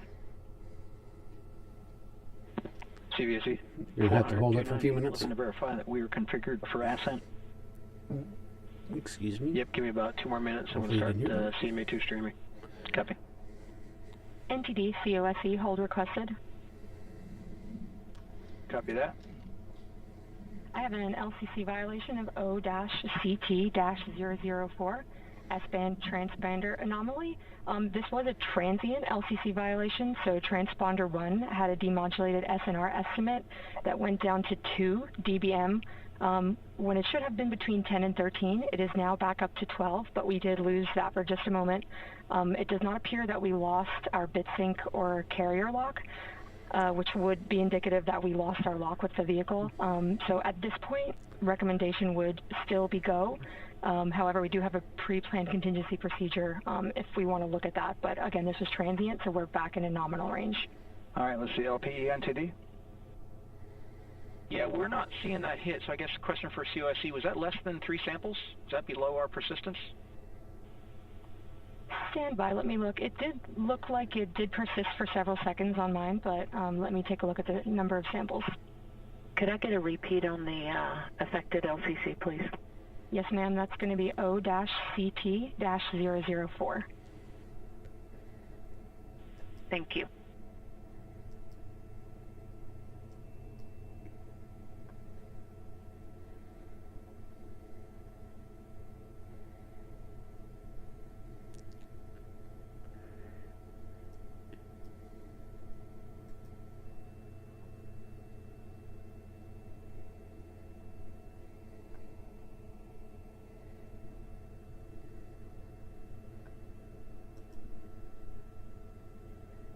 Yeah, us taking a look at the data right here, looks like that was a single sample. Yeah, copy that. RFTS does report that they also lost lock for about 5 seconds, so I would love to ask KUS and see if they also lost lock with the vehicle for any extended amount of period.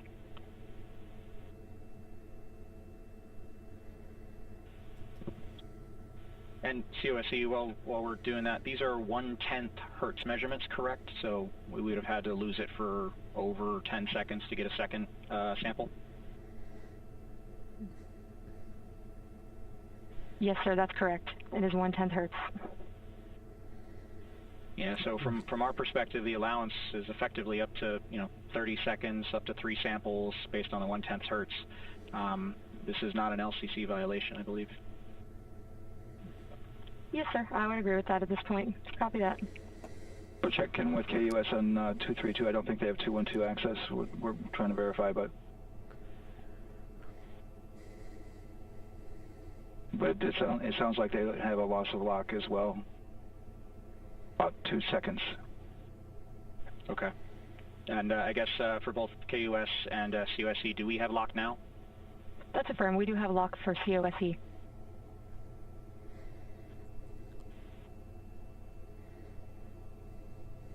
Yeah, so from the integration console perspective, we did have a temporary loss there within the allowable, and per the requirement, let's go. And this is Houston Flight. We have lock and we have good telemetry here in GSE. And KUS has reported too, they have good lock now. So with all of that, OSC, then are we in a go configuration per your LCC? Yes, sir. Recommendation would be go. Right. LP, you concur with that? Yes, sir. LP concurs go. And Launch Director? Yes, sir. Launch Director concurs go. All right, and I'm going to go ahead and just verify everybody has everything else complete, Launch Director, and if we do, we'll be ready to pick up the pole at that time, unless there's something else that you're aware of. No, sir. Let's verify all our work is complete, and I would like one last check of our constraints list. All right, let's see. OTC, are you still waiting for com config, or are you? That is affirmed, sir. Okay, is that your only open item? Yeah, OTC, this is CVSC. That 400 step 290 is complete. Copy. Okay, so OTC, you're complete with all of your work? That's affirmed. All right, copy that. STC? STC is complete. And GTC? GTC is complete. Okay, excellent. All right, and LPE, just want to verify we have no open constraints at this time.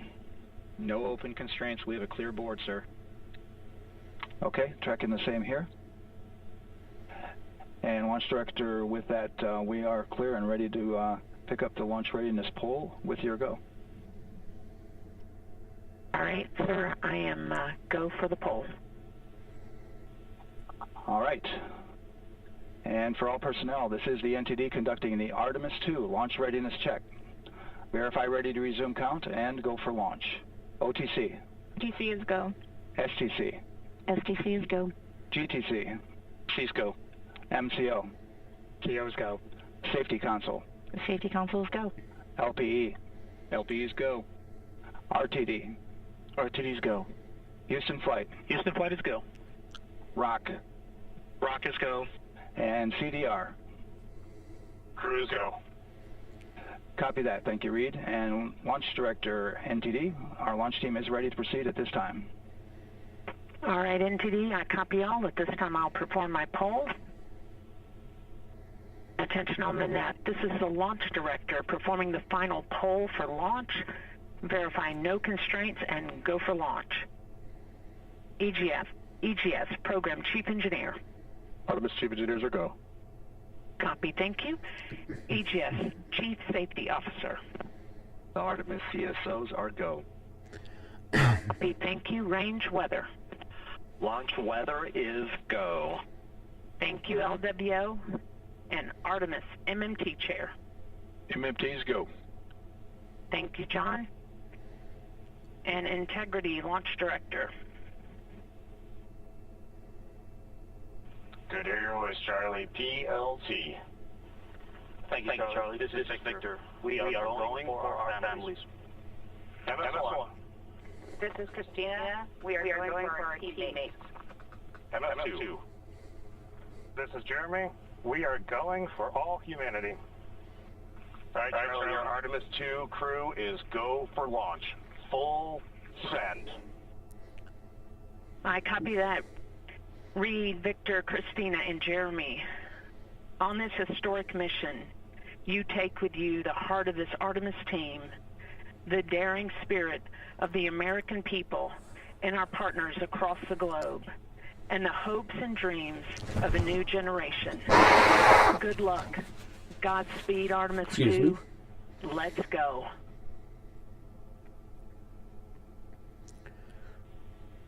And into the Launch Director. Go ahead, Launch Director. Yes, sir. You have a go to proceed with countdown. Copy that. I'll put it in work. CDR, NTD. Go. Get risers and initiate short purge per your EPROC 10.1.1, steps 8 and 9. 10.1.1, 8 and 9 going to work. Copy. CVSC NTD, start and verify recordings of our Orion cameras. Copy. Okay. Well, there you heard it. RSR NTD. RSR.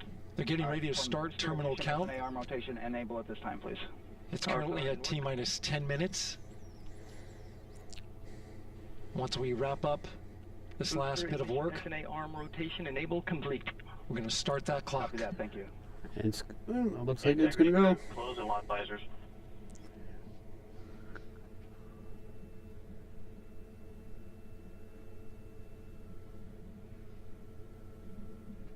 Yeah, he's getting a lot of. It'd be cool if to see if I can get his launch as an well. issue, worked in real time with telemetry lock on the Orion. It was transitory. It was very short.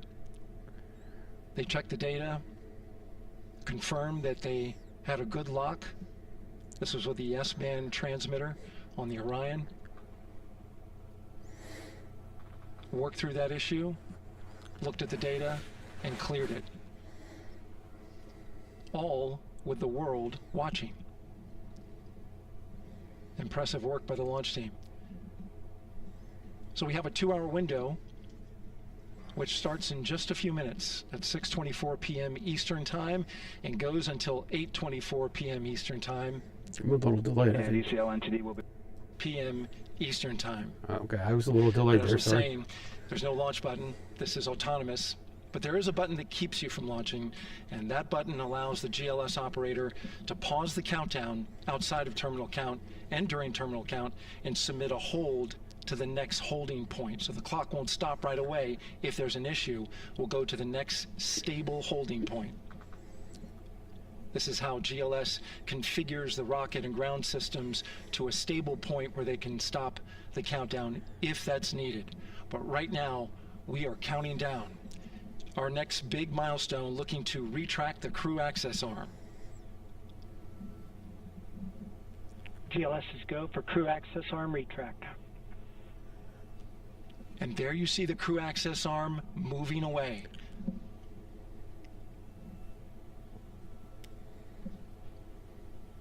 That's the path that the astronauts took to ingress into the rocket.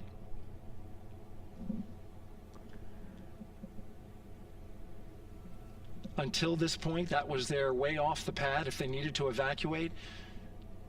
But now with that arm retracting, the backup transitions to a launch abort system.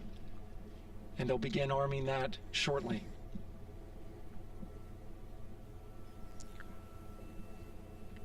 Of course, the launch abort system, great shot there of the crew access arm retracting away.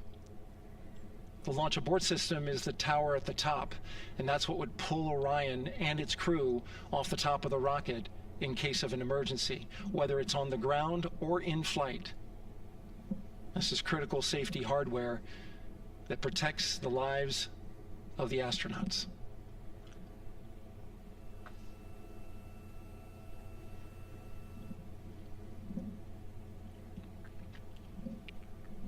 Starting at T-minus 6 minutes, the GLS will start bringing that and other high-energy systems online, starting with core stage pressurization.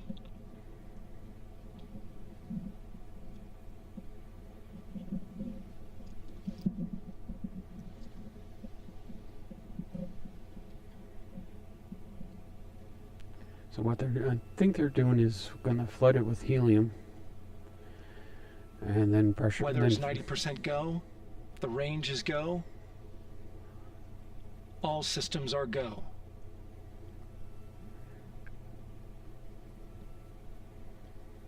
GLS is go for core stage tank pressurization. And then they'll put in the hydrogen and liquid That means hydrogen the and oxygen. replenish valve for the liquid hydrogen tank has now closed, and that tank is beginning to pressurize to flight levels because that hydrogen is naturally boiling inside the tank. Oops. We'll get the liquid oxygen tank a little later in the count. Wow.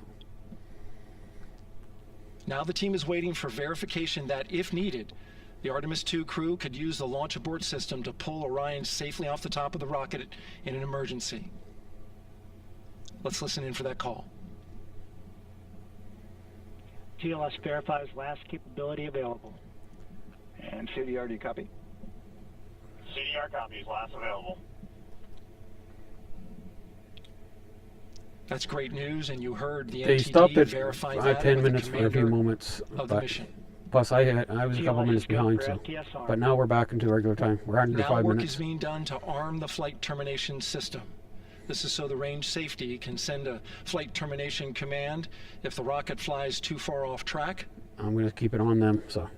There's a brief built-in delay, so the launch abort system has time to pull the astronauts to GLS is safety go for first. LH2 high flow bleed check. All right, the high flow bleed check. That's so the cryo team gets verification that the RS-25 engines, all 4 of them, are in the proper temperature range for launch.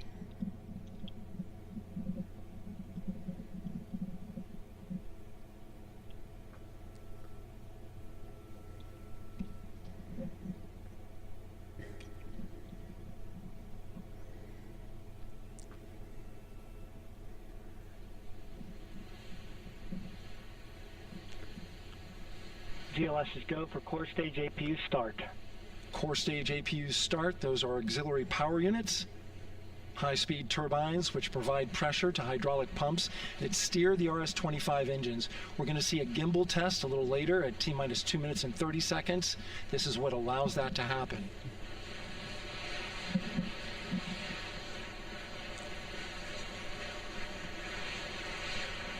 Coming up in about 20 seconds, we're listening for go for purge sequence 4. That's a helium purge of the 4 core stage engines downstream of the propellant valve. This gets all the air and moisture out of there.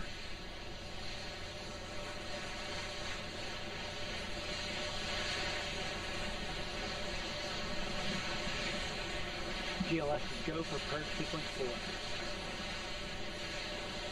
4. Moving through the milestones. All is looking good.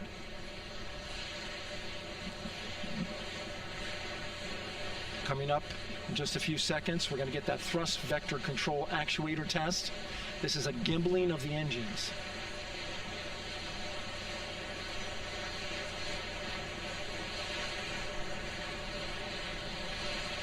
There are the 4 RS-25s, 3 of them Shuttle Heritage, 1 of them built from shuttle parts. And there you see them moving.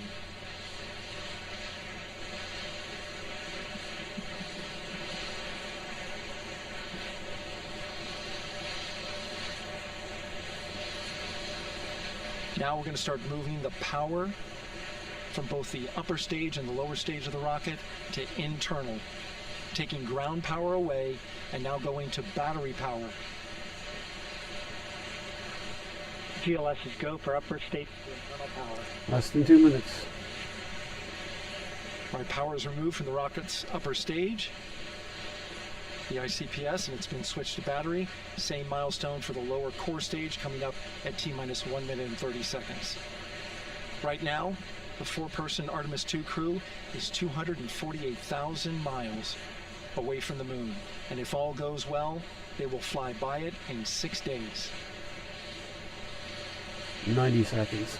GLS is go for core stage to internal power. All right, there's the rocket's core stage, which houses 3 flight computers, is now on its own power. There's no more hold time because there's no more margin on these batteries. So we would have to recycle back to T-minus 10 to recharge if we had a hold.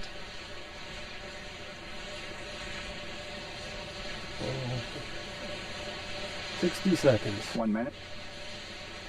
Right now, the rocket does not know what the T0 is, but coming up at T-minus 33 seconds, control shifts from the ground launch sequencer to the rocket's onboard autonomous launch sequencer, or ALS. The rocket will count itself down, but honor any holds that could come from the ground. Now, shortly after liftoff, Houston will take control of the rocket, and my colleague Gary Jordan will take over commentary. GLS go for ALS. Great call out. The rocket is on its own. 4 brave explorers ready to ride the most powerful rocket NASA has ever launched. Sound suppression water is flowing. 15. And here we go. 10, 9, 8, 7. RS-25 engines lit. Here we go. 4, 3, 2, 1. Booster ignition. And liftoff. Or here they go. The crew of Artemis II now bound for the moon. Humanity's next great voyage begins. Good roll pitch. Roger, roll pitch. Houston now controlling the flight of integrity on the Artemis II mission around the moon. Integrity, AMT high. AMT high. On time passing 30 seconds into the flights. Integrity passes the ultimate beacon. Target milestone. Mission Control Houston seeing good performance on the engines. Space Launch System core stage. Integrity, 3 miles in altitude. Traveling more than 1,200 miles per hour.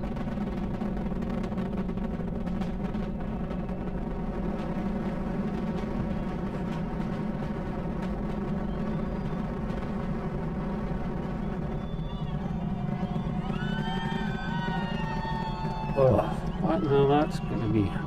This is gonna be a cool few days to see them go to the Mission moon and elapsed back. time, passing 1 minute, approaching max Q. On, possibly on. Stan, we have you loud and clear on possibly on. Have you the same? Communication signal transfer confirmed as Integrity and its crew go supersonic. Approaching 90 seconds into the Artemis II mission. Integrity is 14 miles in altitude, 8 miles downrange, traveling more than 2,600 miles per hour.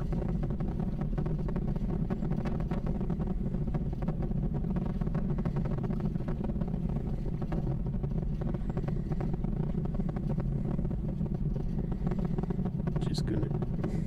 I 1 wanna minute watch 50 this. seconds Sort of of mission curious. elapsed time, standing by for main engine throttle down to 85%, ahead of solid rocket booster separation, expected at the 2-minute 9-second mark. We see throttle down.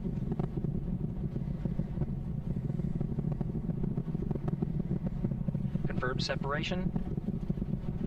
Main engine's throttling up, guidance converged.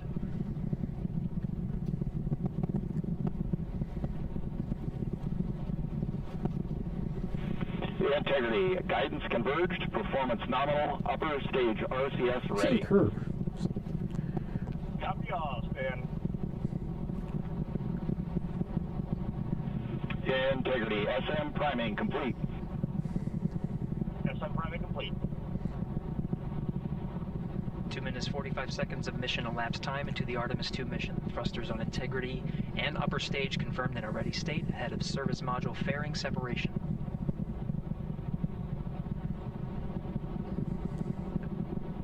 3 minutes into the flight. Integrity 49 miles in altitude, 78 miles downrange, now passing 5,000 miles per hour.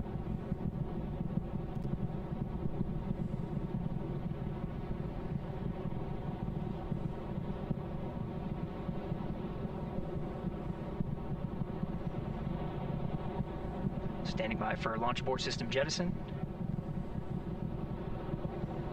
Houston Integrity, good last jettison, great view. Copy jettison, Team Eco 8+02. We see the same on board, Stan. And Houston has you loud and clear on TDRS at the Carmen line. That's a separation between space Outstanding, and Stan, we have Earth. the same. I think it's 62 miles. 3 minutes 50 seconds into the flight of Artemis II, Wiseman, Glover, Cook, and Hansen cross the boundary to space with good comm checks. GPS signals acquired after last jettison now working on internal checks to verify accuracy. Flight Dynamics Officer analyzed the time of main engine cutoff, confirmed at 8 minutes 2 seconds, time of MECO.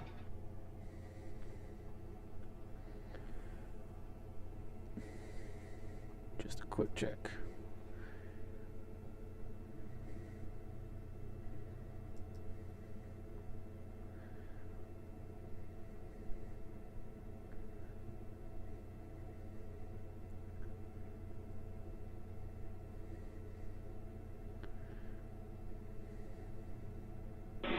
Integrity, GPS processing.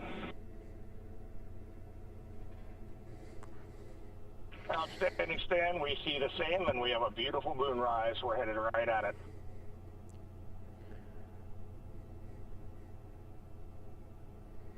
Approaching 5 minutes into the flight, Commander Reed Wiseman confirms he has visuals of his destination. GPS guidance, navigation, and control software finishes internal checks and sends to navigation channels.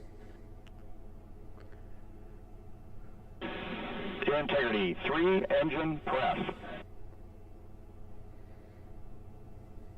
3 engine press. On time, now passing 5 minutes 20 seconds of mission elapsed time into the Artemis II mission. At this point, 3 good main engines are all that's needed to carry Integrity to a nominal main engine cutoff target. Though at this time, we're seeing 4 good engines here in Mission Control Houston. Integrity, 75 miles in altitude, 330 miles downrange, approaching 10,000 miles per hour.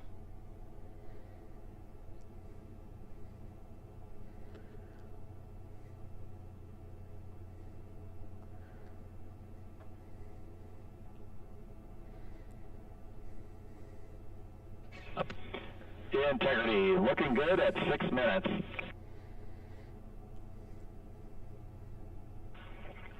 on board, Stan. Good trajectory and engine performance. Booster officer will soon report the shutdown plan to Flight Director Judd Freeling, expected at the 7-minute mark. Integrity, 78 miles in altitude, 460 miles downrange. Integrity, expect nominal shutdown. Integrity copies, nominal shutdown.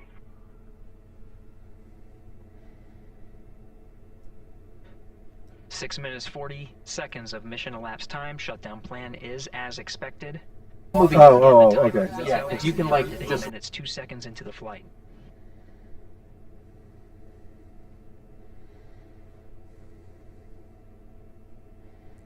So they're in space and 7 on their minutes way to of their mission destination. elapsed time. Oh, this is so cool. Throttling down as we approach the abort once around option. Milestone at the 7-minute 30-second mark.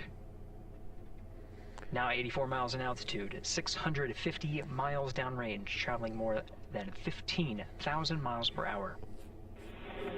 Integrity, AOA open. AOA open. The window is now open for an abort once around option that would target splashdown in the Pacific Ocean. Still following nominal ascent at this time.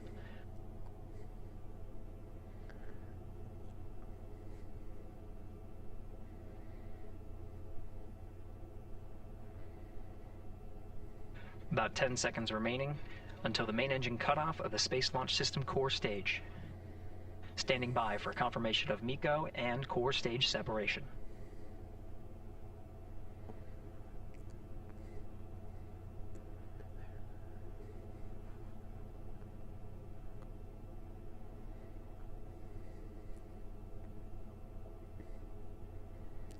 Here you see the separation. Integrity and nominal MECO, core stage separated.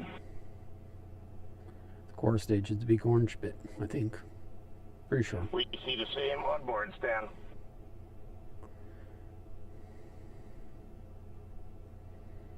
This is I think this is an animation. 8 minutes 40 seconds into the flight, we have a nominal main engine cutoff heading in the right trajectory on the way to swing around the moon. Core stage has separated, done its job. The Space Launch System upper stage, the Inner Rim Cryogenic Propulsion Stage, or ICPS, still attached to the Orion spacecraft.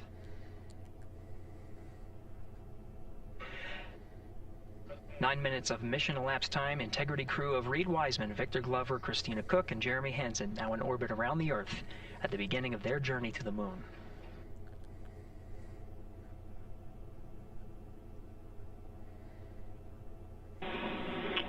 Integrity Houston, looking ahead to PRM numbers so far per the pad.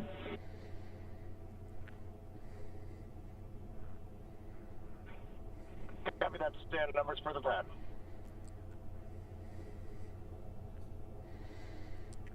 Capcom Stan Loves now reminding the crew that the perigee raise maneuver time of ignition is as expected prior to booster ignition. That time being 49 minutes, 50 seconds of mission elapsed time.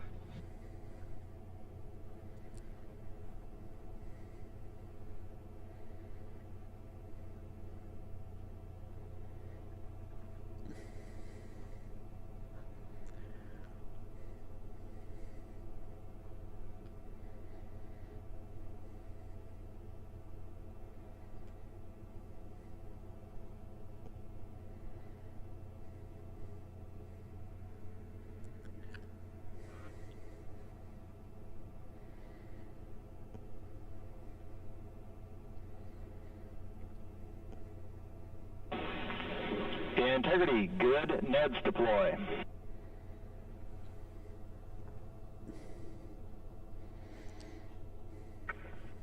Copy that, Stan. Good, Neds.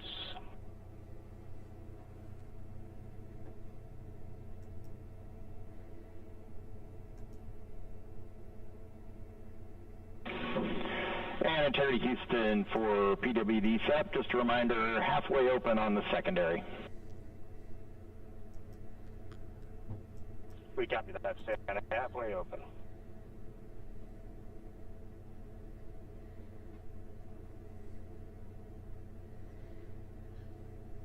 Passing 11 minutes of mission elapsed time. Here, overhearing the conversation between Capcom Stan Love and Commander Reed Wiseman, already passing some milestones. We have a good nozzle extension deployment system. That is confirmed. Complete. We also have the visors are confirmed up. Now past the dynamic phase of flight, that is ascent. Their launch and entry suits that provided them an extra layer of protection. Now not as needed. They're going to raise those visors. And later in today's mission, they will begin to egress or get out of the suits to begin some of their initial tasks of activating some of the systems aboard in the Integrity spacecraft.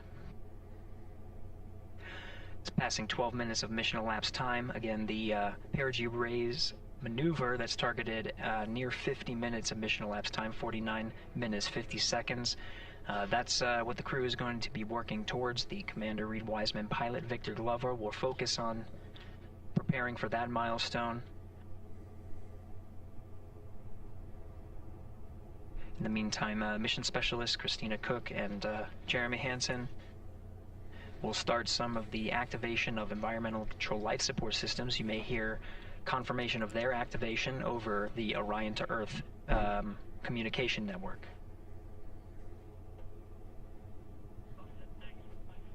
Houston, C3 aux power back in auto. Copy C3 aux, and we're 2 minutes to maneuver.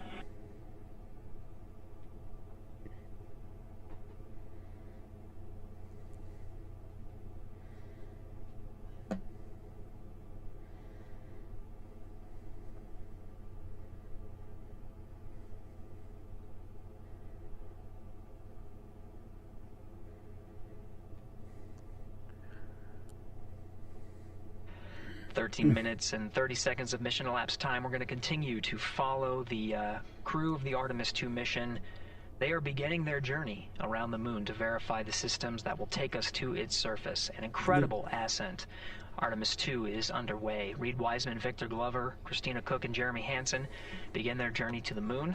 Still milestones to come up as we await solar array deploy and the critical burns that will get Integrity into high Earth orbit around the Earth before engines are fired to get us around the moon. We'll keep tabs on Integrity and its crew from here in Mission Control Houston. But for now, we're going to send it back to you, Megan and Nicole at the Kennedy Space Center. Very jealous to hear how the launch experience was over on the Space Coast. Yeah, Gary, if people are just joining us, welcome back to the Space Coast, where we just saw Artemis II lift off 14 minutes ago. And wow, what an amazing launch, and an emotional one too. As soon as the rocket lifted off, Nicole, you had tears in your eyes, I had tears in my eyes, and we had all these people around us cheering. It was amazing. Yeah, the energy was wonderful. I mean, it was a beautiful launch. You know, we've got 4 friends and family members headed to the moon. It's pretty amazing. Yeah, how does that make you feel as someone who, you know, is an astronaut as well, but also, as you said, friends? Yeah, so proud of them. You know, man, we don't have the words in the English language to describe this Mess kind of hall, event, like and after we'd pride, recorded everything and love, packed everything so up and emotions, we're you know, reviewing. they are truly breaking some barriers, and hopefully, you know, as Gary just said, they've got a long day ahead of them, so wishing them well on everything. But so far, what a beautiful launch to watch. Yeah, to be returning to the lunar orbit in more than 50 years. Maybe they go farther from Earth than any other humans before them. Maybe they see parts of the moon that we've never seen before. I mean, what a great start to what could be all of these milestones that we break in just a 10-day mission. Yes, what a way to welcome in the Artemis generation. Yeah, how do you feel? I mean, we saw some beautiful shots we were covering of course, the rocket, of course, the Earth falling away as we continued up into our ascents, but also some of those crowd shots where we saw young and old, just emotional, overcome by this history-making. Okay, I'm going to stop recording and streaming for a bit. I may do it again later, but I'm just going to take a break. You guys just saw that view, the sunrise or sunset. I guess they just made it over the crest of the Earth, and you could see the sun peeking over. One of my favorite views.